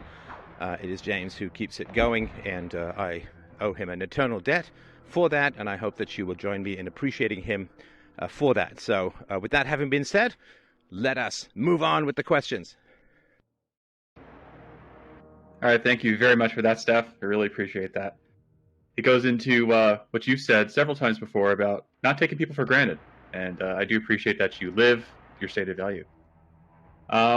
So the first question up today, we have a listener on the Discord who's not in the call right now. I'd like to hear your thoughts on this. He writes, I'm rereading The Fountainhead for the first time since listening to your shows. I'm up to the part where Dominique tells Rourke she's going to marry Wynand. She seems monstrous to me, a rich white girl throwing an intellectual tantrum. Please help me understand why she is doing what she is doing in the novel. Well, I'll do my best, although I will say that Dominique, kind of aptly named, of course, but Dominique is a real puzzle.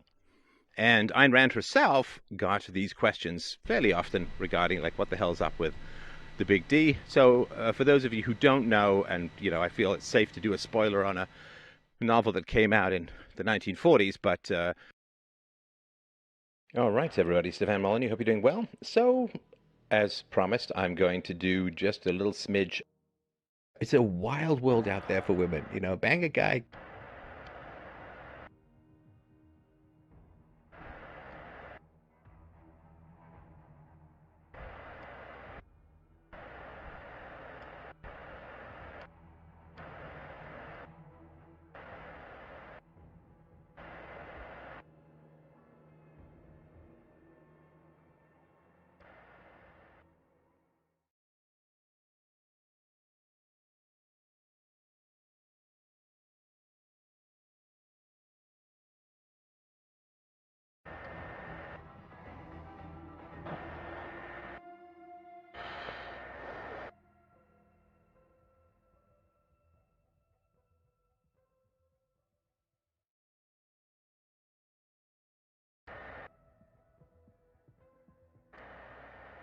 They said it couldn't be done when 4 years ago I started this petition on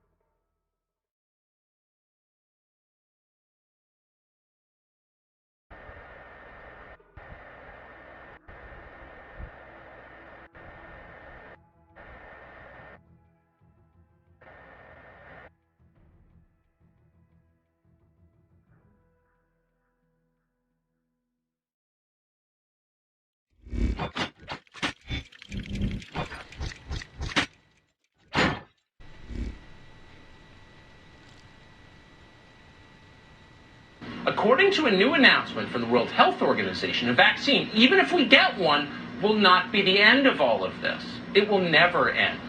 You can get your injection, they'll make you get it, but you'll still be under arrest. The World Health Organization says that finding a vaccine is not the goal. Reordering society is the goal. Quote, we cannot go back to the way things were. That's a direct quote from the leader of the World Health Organization, Dr. Tedros, who, by the way, is not really a doctor. Because COVID-19 is not a public health crisis, really, or even a mere virus. According to Tedros, COVID-19 is, in fact, and this may surprise you, COVID-19 is really about global warming. As he puts it, quote, the COVID-19 pandemic has given new impetus to the need to accelerate efforts to respond to climate change. Bet you didn't see that coming. Bill Gates did. He agrees with that wholeheartedly. Earlier this month, Gates posted an essay to his personal website, which you probably haven't seen, arguing that the lesson of the corona pandemic is that the rest of us will have to sacrifice even more to save the Earth from warming. Now, for people who are not billionaire global influencers, this is all pretty confusing. Quick, what does the coronavirus have to do with climate change? Well, for one thing, China caused both of them. That's the obvious link. But that is definitely not the point Dr. Tedros and Bill Gates are making. Both of them bow before China. They would never meaningfully criticize the Chinese government. So you can be assured that's not the connection they're drawing. No. For Dr. Tedros and Bill Gates, pandemic and climate change share a very different connection. Both are useful pretexts for mass social control. Both are essentially unsolvable crises they can harness to bypass democracy and force powerless populations to obey their commands. Hey, are you Now downstairs? it makes sense. No, I Ever wondered just why got our your text leaders message. consider the coronavirus a major public health I crisis, just but got not, your say, text. suicides and drug ODs?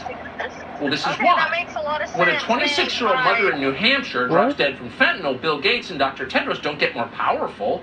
Her death is useless to them. So they don't care. Hi folks, just a quick update for you today. It is the 6th of September 2020. The Freedom Day marches happened right around Australia yesterday. There was marches in Melbourne, Sydney, Brisbane, everywhere I think there were marches. It went quite peacefully in Brisbane. There was 4,000 to 5,000 people, I'm told, were in Brisbane, and it was quite a peaceful situation there.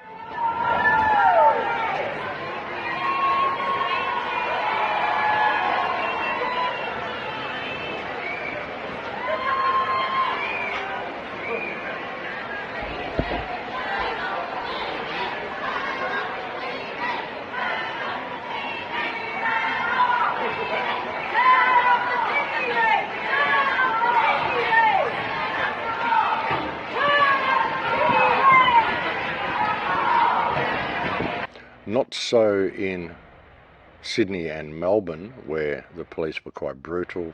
They came in and shut Sydney down within about 20 minutes, I think.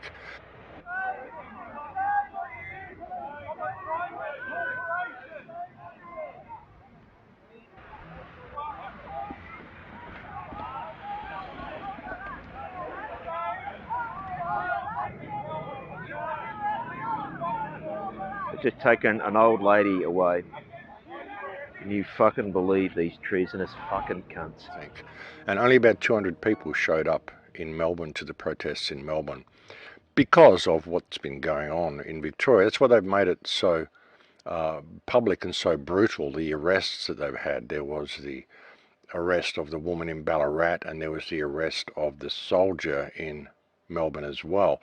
They made that particularly brutal. And it looks like it was actually the same cop that was involved in both arrests as well. Interesting. But they made that as brutal as they did for a reason, just to deter people from going to these protests.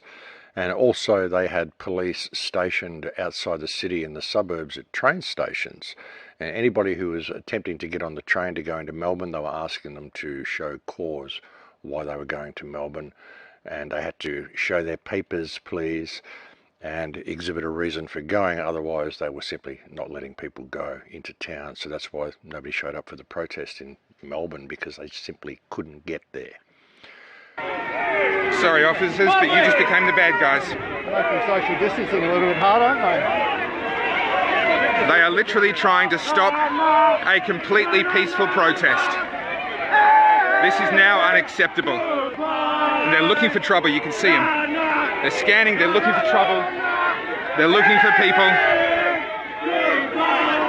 that they can pick on, that they can pull out of the crowd.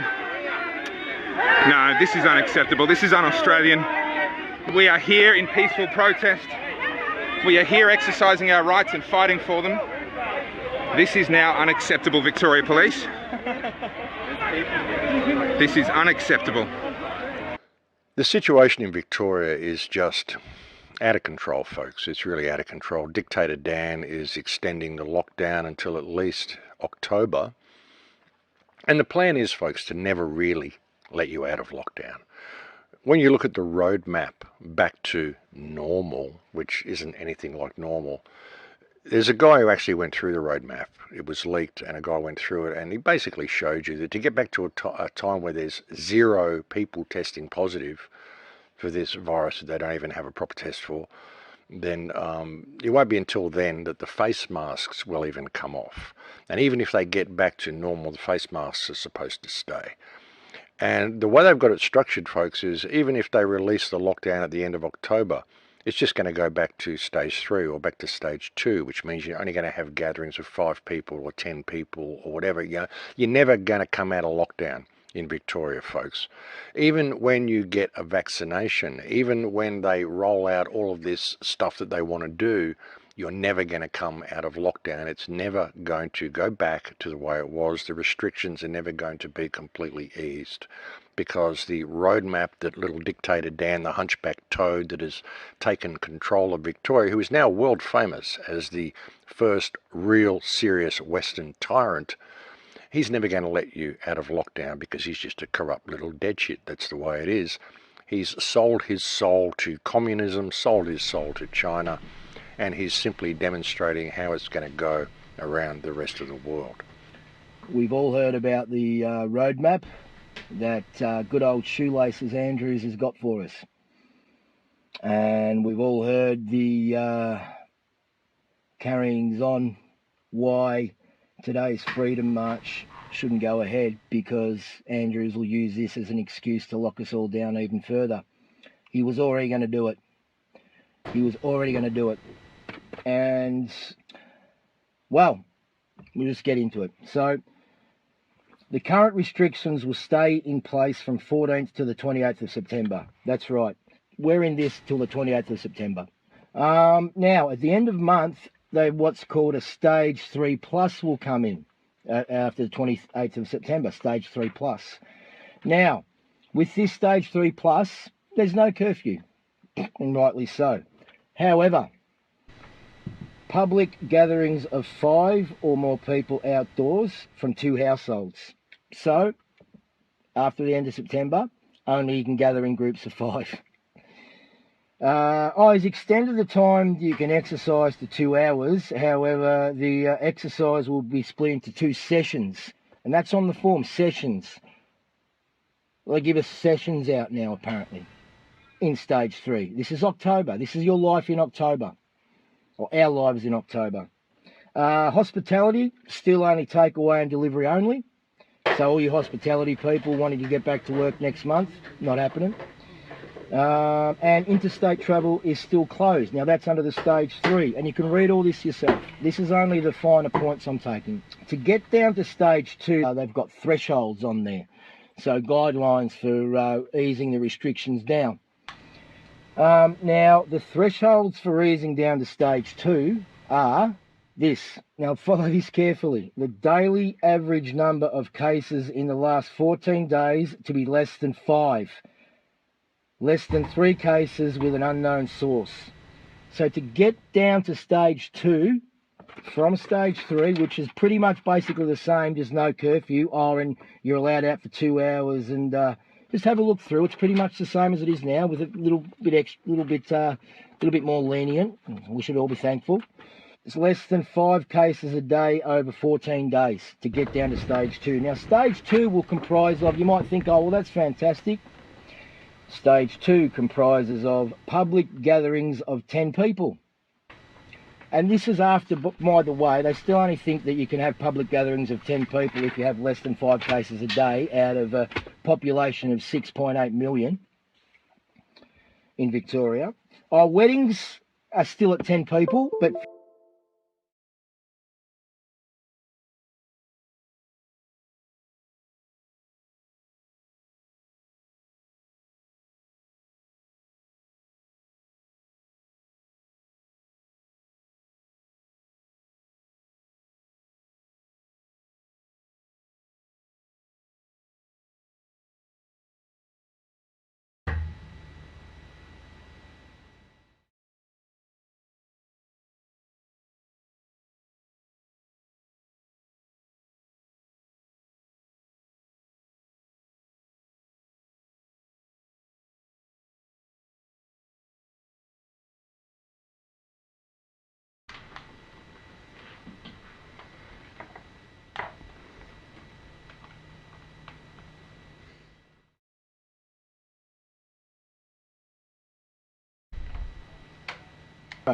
which they consider call. Okay. This is hardcore. I have to figure this